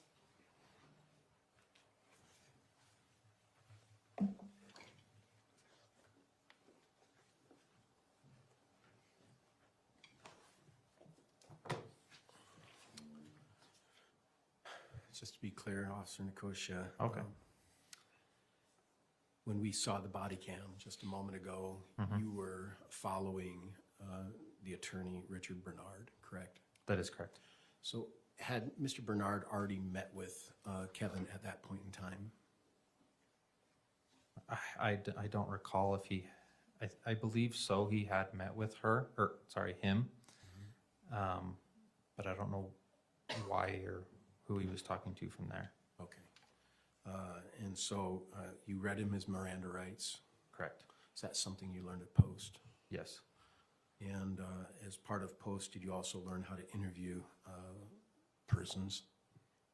Yeah, to an extent, the basic interviewing process, yeah. Yeah, and you've done retraining as you've been an officer on how to interview both suspects and witnesses, right? I don't know if it was, I don't know if there's any formal training that I can recall. It's just kind of more on the job experience and everything. Do you take continuing education in your work? Yeah. And do you ever have continuing education requirements, like so many hours per year or every other year? Yeah. And what are those requirements? From my understanding, we have to do about 40 hours every year, and then a certain amount of hours, I know we have to do like defensive tactics and arrest control and different types of topics every year. But I couldn't tell you the exact hours of those requirements. Sure. But I know it's at least 40 hours every year. And you've been an officer for 7.5 years? Yes. 40 hours is a lot. Mm-hmm. That's a lot of hours. And so you do get frequent training, is that right? Yes. And during those 7 years, 40 hours a year, do you recall ever having any training on how to properly interview a witness or suspect? At that time, I don't recall if I'd been through the training or not, but I mean, we did, like, I've been through like the FIT training, which is like the interviews with children and everything like that. But I don't know if, I can't recall if that was before or after this case. Okay. To be honest. All right. But you did follow the protocol of reading Miranda rights. Yes. Right? And as part of your process in this, you also had an opportunity to write a report. Mm-hmm. And do you remember when you wrote the report on this case? I want to say it was that following morning. Like, I remember I didn't sleep. It was, we interviewed, and then early hours of the morning, I typed this up. At the end of the shift or close to the end? Yeah. And is there a reason you didn't wait to write that report, like when you later had instructions from Officer Nordine or someone else? I know because Mr. Kevin Ellis was arrested that night, or that morning, I guess. We were informed by our supervisors that these reports needed to be completed as soon as possible, and so we could get everything submitted to the county attorney to not delay the process from there. Sure. In your training, are you told to write reports shortly after events? Yes. Yeah. Are you encouraged to write them for better memory? Yes. Is that your training, that the closer to the event you write your report, the better you have a memory of it? Mm-hmm. And with my own experience as well, right? If we wait too long, it's like I don't remember anything. So sort of a natural thing, isn't it? Yep. Yeah.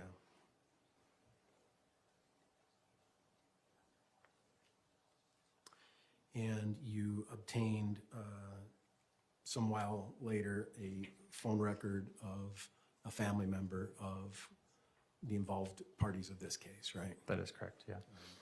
I have no further questions. Thank you. Thank you. Redirect.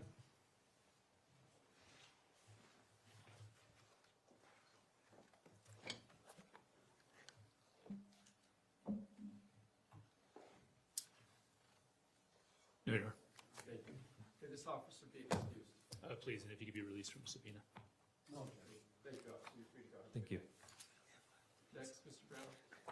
State will call Officer Colton Fraughton. Colton who? Fraughton. They have identified you as Officer Colton Fraughton. Is it detective? It's officer now, yeah. Okay, Officer Fraughton. Would you please state your full name and spell your first and last? It's Colton Fraughton, KOLTEN FRAUGHTON. And Officer Fraughton, how are you currently employed? I'm employed with American Fork Police Department. In what capacity? As a K-9 officer on patrol. And how long have you been with American Fork? 8 years. Have you been an officer longer than that, or is that your entire? That's my entire career. Okay. Did you go through post? Yes, I did. Obviously graduated. Yes, I did. In July of 2024, were you also a patrol officer? No, I was a detective. And what were your assignments as a detective in July of 2024? I was a SVU detective, and then just anything that came across my desk, I would work. Okay, and SVU, what is that an acronym? Yes, it is. What's it an acronym for? Special Victims Unit. Okay, thank you. And was that your assignment on July 12th of 2024? It was, but I was called to assist in another case. Okay, and did that case involve Kevin Ellis? Yes, it did. What assignments did you receive on July 12th of 2024? I got a call pretty late at night, just to assist patrol in a case that they were working. I arrived at 114 South 92 East, I believe, and I was asked to transport Tracey Grist to the American Fork Police Department. Okay, and did you do that? Yes, I did. And upon arriving at the police station, what did you do? After that, I was asked to interview her just on what had happened that night. Okay, and did you do that? Yes, I did. Did you wear a body cam during your interactions with Ms. Grist? Yes, I did. And did that accurately capture your interactions with Ms. Grist? Yes, it does. Have you reviewed it since that time? Yes, I have. Your Honor, at this time, I would move to admit 2 clips, states 90 and 91, which are both body cam footage. Any objection? No, Your Honor. Thank you, so ordered. Permission to publish? Yes. We'll start with 90, please.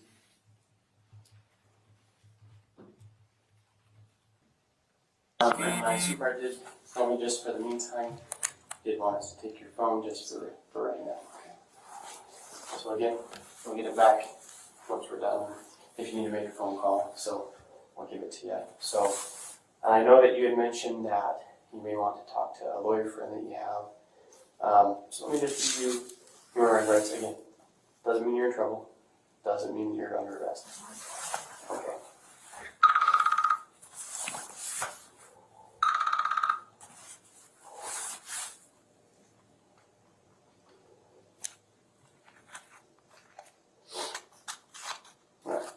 So you have the right to remain silent. Anything you say you can will be used against you in a court of law. You have the right to talk to a lawyer and have him or her present while you're being questioned. If you cannot afford to hire a lawyer, one will be appointed to represent you before any questioning if you wish. You can decide at any time to exercise these rights and not answer any questions or make any statements. Do you understand these rights? Having these rights in mind, do you still want to talk to me, or do you still want to have that lawyer present while you're being talked to? I can talk a little. Okay, sounds good. So, what exactly were you there for? It's my house. It's your house? Okay. Your daughter was just visiting, staying for a visit? Okay. Were you planning on staying the night, or? My daughter? Mm-hmm. She lives in California. Oh, gotcha. So she's visiting from California. Okay. And was she there with her husband? No? Okay. He's awful. Mm-hmm. And just made me breathe her. So she came to hang out with me. Gotcha. And she brought her 2 kids with her? Yeah. And they just have those 2 kids, no one else? Okay. There's no paperwork or anything. She just came for a breather. Gotcha. Did you go pick her up, or did she fly here or drive herself? Or? She rented a car. Rented a car. Gotcha. And was that his truck outside of your house? Yes. But both of theirs are not. Both of theirs? Yeah. Gotcha. Yeah, I know when I say his, hers, yeah, thank you for clarifying that. That's both of theirs, but. So what kind of problems were they having? Do you know? I don't know. You don't know? I mean, I don't know. And that's okay. If you don't know, you don't know, right? So, I mean, I have an idea, but it's so nebulous, so I don't know. gotcha. Well, sometimes little details for us kind of paint the picture and to what exactly happened, right? So that's why I ask. When did he get here to Utah? Do you know? I think about a little bit after 10. A little bit after 10. Okay. And did he call beforehand? Did he text? Did she know he was on his She knew way? he was coming. Okay. And she was going to talk with him. And I was in the kitchen, and next thing I know, he was in the kitchen. He was like, "Hey," I go, "Hi." Do you know if they had a conversation before, or? I have no idea. Okay. Kind of walk through me what was happening when you were in the kitchen. He showed up, and then what happened? I was in the kitchen, and I was sitting on the counter, because I do that, it's in the corner. Mm-hmm. And he said hi, and then he walked into the other room, but he was acting different. Mm-hmm. What do you mean by he was acting He was different? just, how agitated. Mm-hmm. I would say agitated.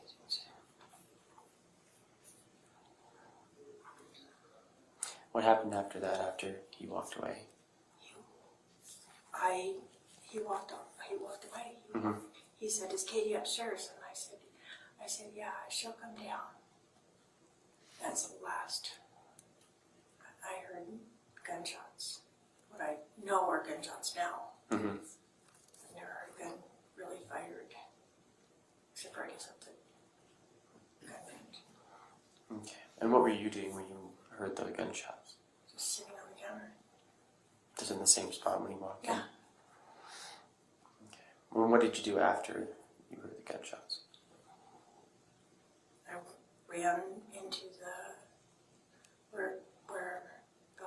bottom of the stairs to go check on my daughter because Mm-hmm. I thought something might happen to my daughter. Gotcha. And what did you see when you went down the She stairs? was on the ground, laying down, face down.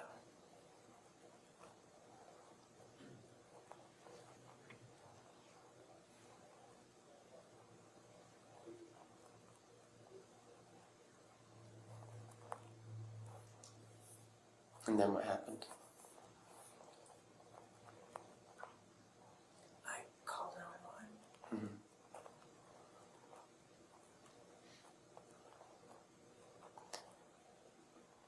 What was your daughter doing all when you came downstairs? When I came down, what? Yeah, when you came I down the went stairs. upstairs. Oh, sorry, my apologies. I misunderstood. Do you know who this is? This is the family attorney. Oh, gotcha. Hey, I'm here talk for to you. Kevin. Talk to Kevin. Okay. Kevin. So could you take him to Kevin, please? Yep. There you go. Is that the guy that you were talking about? Yeah. Oh, perfect. There you go. He's here. Do you want him present? No. Okay, perfect. Sorry, when you had, I thought you I had was said that you in the went kitchen on the main downstairs. floor. Gotcha. So you went upstairs to see her when you heard the gunshots. My apologies, I misunderstood you No, there. everything happened on the main floor. Mm-hmm. I was in the kitchen, down in the hallway, and then I went upstairs, and I just said, "Stay here, don't come downstairs." Don't come downstairs. And that was to, My daughter Katie, okay. because I didn't want her to see.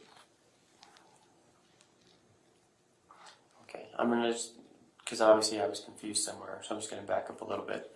Kind of run me through you sitting on the counter in your kitchen, hearing the gunshots, and then what happened after that. I went and looked in the hallway. Mm-hmm. Or I went to the bottom of the stairs, and that's the hallway. Mm-hmm. And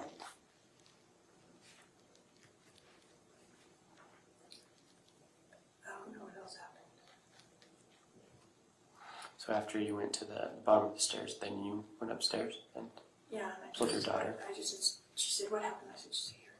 Just don't come downstairs, please. Don't come downstairs. Please don't come downstairs." I don't want her downstairs. And then what happened? All right, no.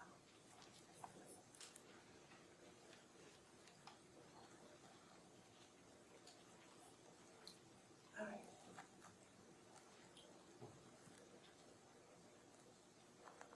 I know I called 911. Mm-hmm. And they asked if I do CPR, and I was just looking at him on the ground. And then the doorbell rang. Mm-hmm. Because I think the neighbor upstairs, Caitlin, heard a noise because she asked me if I was okay. So when I went to call, she said, "Is everything okay?" So.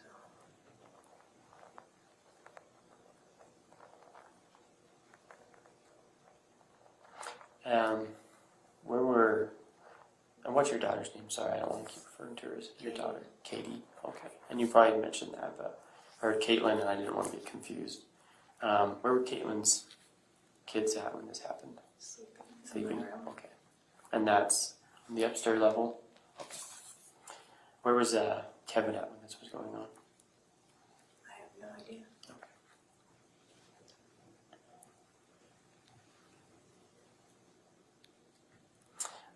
Well, thank you for kind of letting me know on your side of things what was going on. So I'll step out, and if we have more questions for you, I'll let you know, okay? Okay, thanks.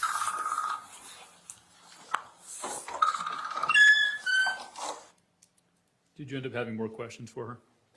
Yes, I did. So did you go back in? Yes, I did. Permission to publish dates 91. Any objection? No, Your Honor. Thank you. Just play the first 3 minutes and 49 seconds, please. You can pause it now, there for a second. What time is it now? 1:44. On the 13th. Correct. You remember what time you ended your interview on the previous body cam? I did not. Now she has the attorney with her, is that correct? That's correct. All right. You going to play that? Just back that up 10 seconds. I don't know, not at all. Okay. A little bit more, please. I just wanted to kind of give you some time to kind of think. I know you were saying a lot of I don't knows and stuff like that, but has anything else kind of come to your mind right now? No, not at all. Okay. I am so in shock. Like did his parents know? Did someone call his parents? I assume someone has at this point. I've only been here with you, to be honest, so all that information I don't even know myself. The only information I know is kind of what you've told me, and then that's about it. So. Or is Katie here too? I believe she is, and with her kids came with her, yeah, so they're not alone by themselves. Where's Rory? Rory went to Rachel's house. In Ogden? Uh-huh. Okay. I don't even know. Is that another one of the kids? Rory's my daughter, Rachel's Youngest my daughter. other daughter. Gotcha. Okay. So just to be like candid, I kind of feel like you do know a little bit more than you're letting on. Nope. Okay. It was, he appeared, And I was in the kitchen. And I guess did I'm not see- more talking about with kind of stuff with Kevin. With Kevin? Mm-hmm. Nope. Not at all. No idea where he was. No. Okay. Okay. Well, again, honesty it's the best policy when it comes to. I almost know us. nothing. Okay. She schools me on being honest. Well, good.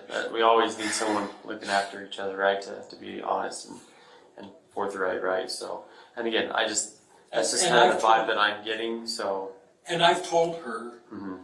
that the most important thing is to be honest and truthful, and we can decline to answer if we want to, and she will do that, but she's not, so far as I know, withholding anything. Gotcha. Okay.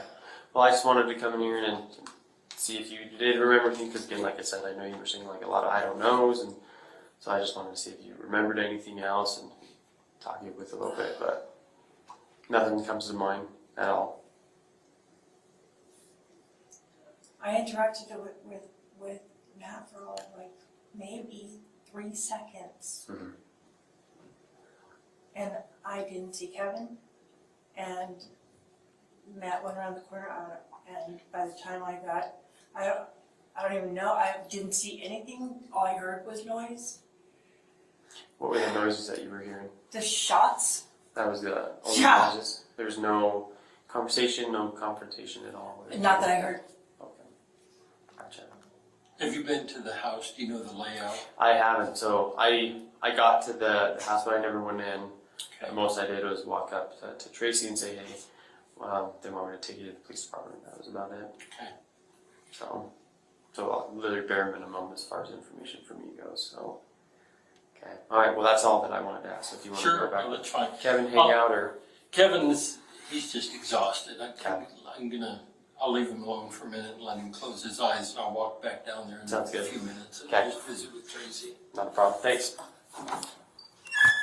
We're not recording, are we? We were just because I was in the. Did you do anything else that evening? No, I did not. Well, yes, I did. Sorry. No more interviews though, right? What's that? No additional interviews. No additional interviews. What additional things did you do? I collected DNA from Tracey, Kevin, and Caitlin. And how did you do that? We have buccal swabs. It's just where we stick a little like Q-tip in their mouth to get DNA that way, and collected fingernails with clippers. Did you take any other steps in this investigation as the days progressed? Yes, I did. What else were you assigned to do? On the 17th, we went back with a warrant, collected a couple more electronics. The day after, on the 18th, we had another warrant to seize a air tag, which we found that was on the truck that was at the house belonging to Caitlin and her husband. And then later in October, I went to. Well, let's go with the 18th for a second before we move on. Did you perform a search of the truck consistent with that warrant? Yes, I did. Did you have your body cam rolling while you performed that search? Yes, I did. State would move to admit State's Exhibit 92. Any objection? There's a short clip from that search. Would you please publish 92? Okay, go ahead. Oh, sorry. No, go ahead. Is your body cam we're watching? Yes, it is.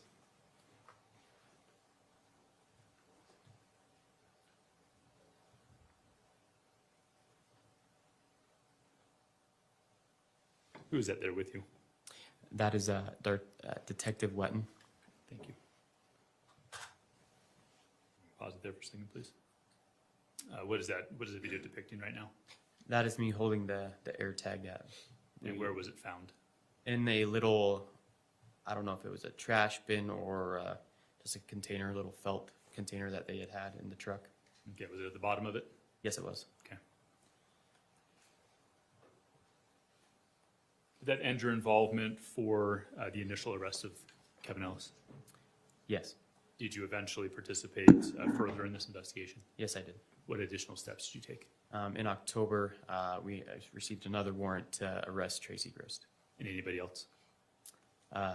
Not as far as I was concerned. No. You were only assigned to one warrant? Yes, I was. Okay, thanks. Pass witness. Cross?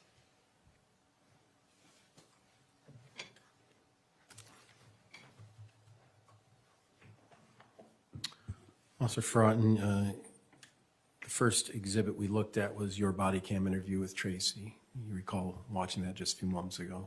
Yes, I do. And in that interview, you read Tracey her rights, correct? Yes, I did. And she volunteered to answer questions you had. Yes, she did. And you seemed quite confused about some of her answers, didn't you? I did, yes. And is one of the reasons for that is because you hadn't been to the house and you didn't know like locations of anything? That's correct. And did Tracey try and respond to those to educate you on that? Yes, she did. And did she do a good job on that? Yes, I felt I understood her at the end. Yeah. And so she gave you the layout and she gave you what she did. Is that accurate? Yes. And you still had further questions and she was willing to answer those. Is that correct? That's correct. The second interview on your body cam, her attorney was present, right? That's correct. And she offered to speak with her attorney present, didn't she? Yes, she did. And the first thing you said to her virtually was that you felt she was holding things back, right? That's correct. Is that because you didn't understand? No, that was just the feeling that some things were being left out, and I just wanted to see if she would be willing to talk to me further. Like, what were you feeling was left out? Just, again, a lot of her answers just were, I don't know, that she couldn't remember, so I was hoping that the time frame given could help her jog her memory, or just that the feeling I was getting from her was that she was leaving some information out. Like what? Just kind of what I was talking about, like what was happening with Kevin, where he was at, and why. Yeah. Well, I'm engaging you in examination. That's right? correct. So I'm just addressing the jury. So okay, I'll move over.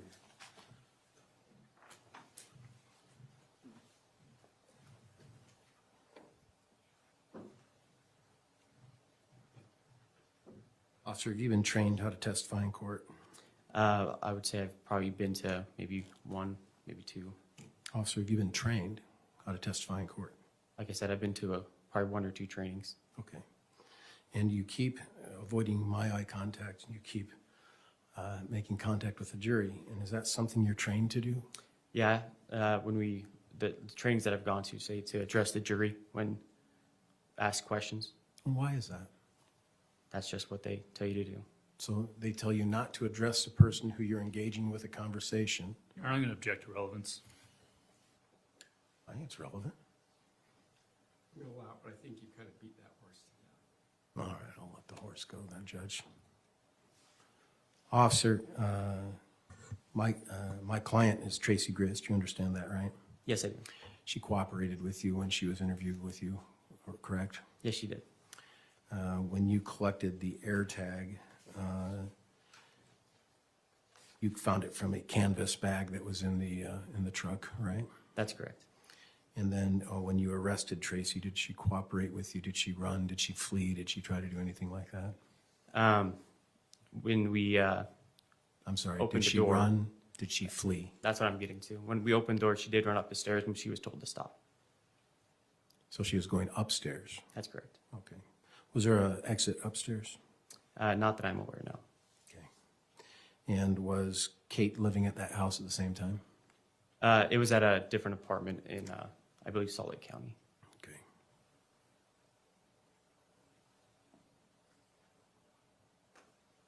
Officer Fraughton, did you attend post?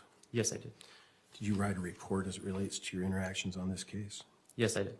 And on your first interaction, which was July 13th, early in the morning, did you write a report that day before your shift was over? I would have to look at my report to see when it was written, but I did write a report, yes, on that interaction on the 13th. You write your report short in time in relation to the events? I believe that it was a pretty long night. And again, I'd have to look and see exactly when I wrote my report.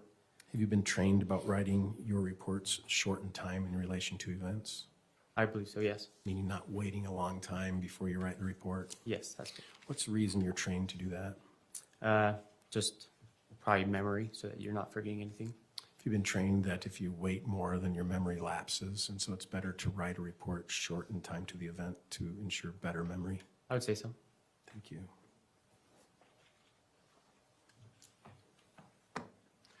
One more, Officer Fraughton. I just want to look at my notes. 1 second.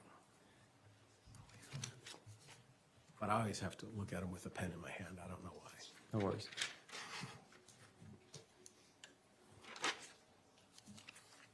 And you've been an officer 8 years? That's correct.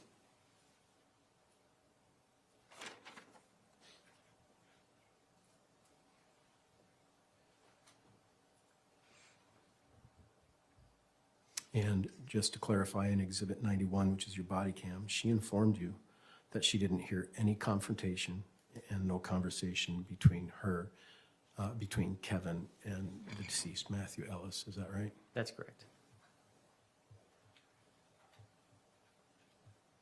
I have no further questions. Thank you, Officer. Thank you. Any redirect? One very quick follow-up.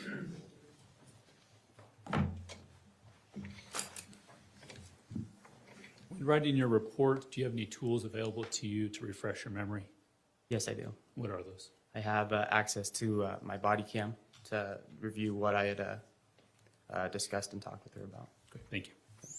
That'd be great. Recross? No, Your Honor, thanks. May this officer be excused from his subpoena? Please. Yes. Thank you, officer. Thank you, Your Honor. The state calls Sergeant Faumuina. Thank you. 86, 87, 88. Good afternoon, Sergeant. How are you? Good. Would you please introduce yourself to the jury by telling them your name and where you're employed? Yes, my name is Jen Faumuina, and I'm employed with the Utah Department of Public Safety. Would you mind spelling your last name for the record? Yes, of course. It is spelled Faumuina. How long have you been a law enforcement officer? I've been an officer now for 13 years. And what degrees do you hold?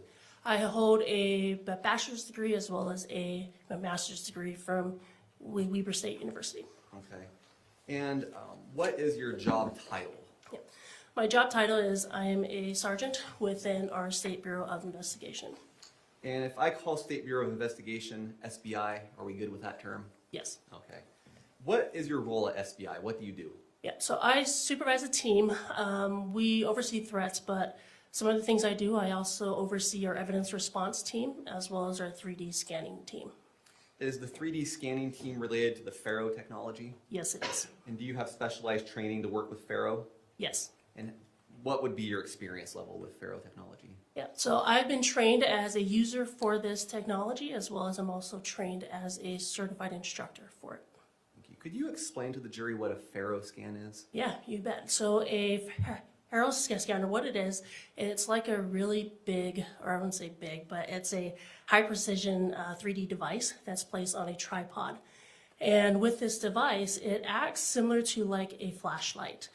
So when you have a flashlight, you know, it's gonna illuminate things, but with this scanner instead, what it's doing, it's actually capturing what it can see, but it can only capture whatever it's, what is in their line of sight. And so once it captures all that, it's then able to create basically a 3D digital version of the scene. But however, like I said, it's only within the line of sight. So for example, if we were to capture this courtroom here, what we'll do is that we'll actually move that scanner to other areas within this courtroom so that it can capture things that were not, I guess, were out of view or were blocked in some way from other locations.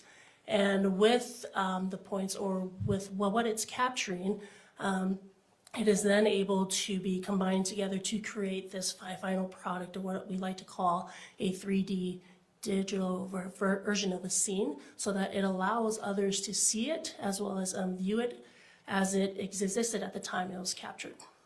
Okay, so to summarize, it's essentially a scanner that uses light to scan a 3D space, creates a data set that you can then use to create a digital replica in 3D of the scene at the time that it was scanned. Yes. Okay.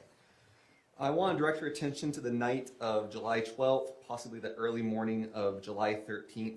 Was SBI asked to assist American Fork PD on that day? Yes, they were. Specifically, were they asked to assist with performing one of these Pharoah scans? Yes. Did officers go out and use a Pharoah scanner to scan the scene? Yes, they did. And was a digital replica created thereafter? Yes. And who created that digital replica? I did. And to just be very clear, the digital replica is up the point in time where the scan is made. Is that right? Yes, that's correct. So if the police or paramedics or anyone else has already been through the scene, we're capturing the scene after that has happened. Sorry. If the scan has happened after police or paramedics have come through the scene, we're capturing at the point in time of scan, even if it's after all that. Yes. Okay.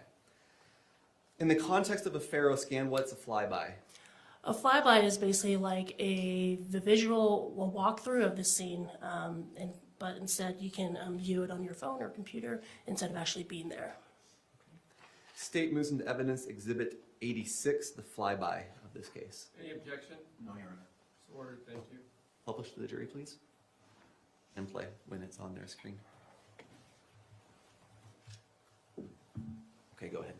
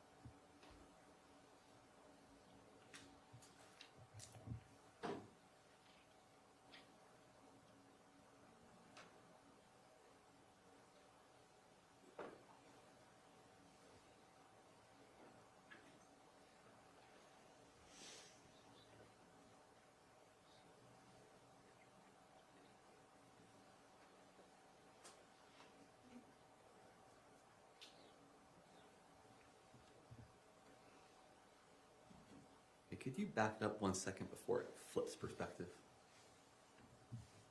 Yeah, right there is fine. Sergeant Faumuina, we see some yellow triangles with numbers. What are those? Those are digital evidence markers that were superimposed into the 3D version you see here that was superimposed over the physical evidence markers on scene. And is that just to make the evidence markers more visible on the digital replica? Yes. And I see a black box here. What is that? That black box is just, it's covering the decedent. It's essentially a redaction where the body is. Yes. Okay. And lastly, we see some parts on this scan that don't have color, don't have a visual indicator. It basically looks like it's missing. Is that because the Pharoah scan, as you mentioned, only can scan what it sees? And Yes. that's just a missing part where it didn't capture something? Yes. Okay. We can take that down. In the context of a Pharoah scan, what's an aerial view? An aerial view is almost like it's similar to a walkthrough as well. It's just a top view of the scene. Did you create any aerial views in this case? Yes, I did. Did you create an aerial view out in the street area and then an aerial view in the house area? Yes. Your Honor, the state moves into evidence exhibits 87 and 88. Any objection? No, Your Honor. Thank you, so ordered. Please publish 87.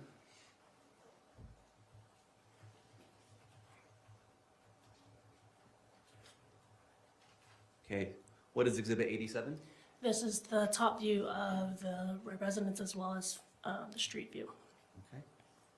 And then please move to 88. And what is 88? This is the top view of the residence. And are these the same evidence markers in black box for the body? Yes. Thank you. Nothing further, Judge. Ross? Thank you, may step down.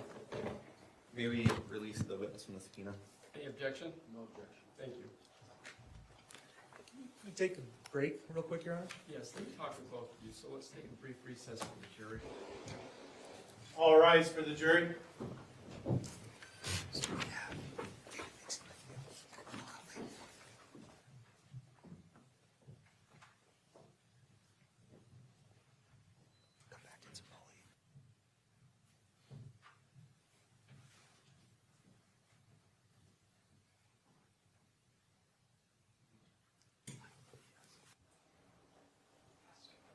Thank you, please be seated. Can I see two of you up here just? Please leave me out. Bring the jury back, please.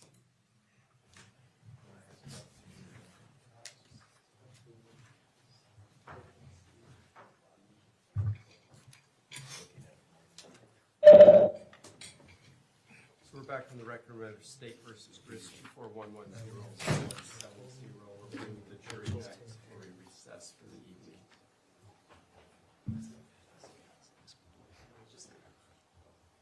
Stations. Who we want this with on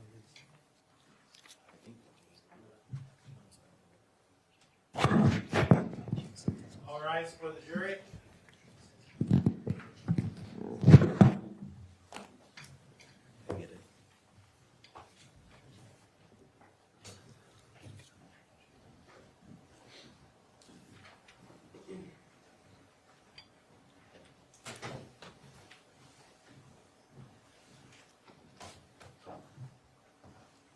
Thank you. Please be seated.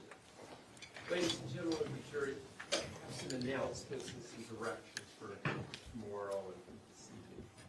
We're ahead of schedule. That's always a good thing. So we're going to recess for the evening. I'm going to let you go home. We're going to start tomorrow at 9 a.m. for a couple of reasons. One, we're supposed to have bad weather tomorrow, and you know how we are in Utah. When we get bad weather, the first time everybody drives like they've never seen snow before. So if we start at 9, we'll have a sunny, beautiful day. If we start at 8:30, it'll be a blizzard. So we're going to shoot for 9 and have it be sunny. Also tomorrow, we're going to have an extra hearing. I think we've got an extra trial going on, and just it's going to be a very crowded courtroom or courthouse tomorrow. There's going to be extra security, maybe extra media present.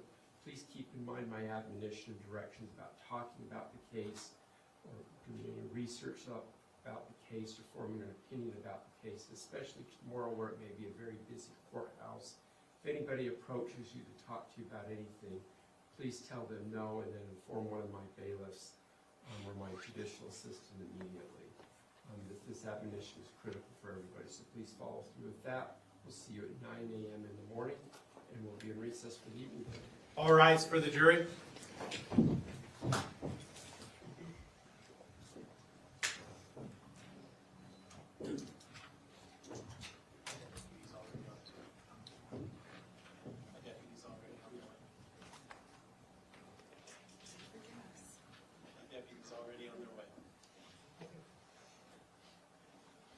Thank you. Please be seated. All right, before we formally recess inside the courtroom, anything that the state needs to address the court No, Your Honor. or put on the record? No. Mr. Facemeyer? No, Your Honor. Defense? All right, we'll attempt to see if we can get that second TV back. We can't promise anything, but we'll do our best. All right, with that in mind then, ladies and gentlemen, we're in recess for the evening. Thank you. All right.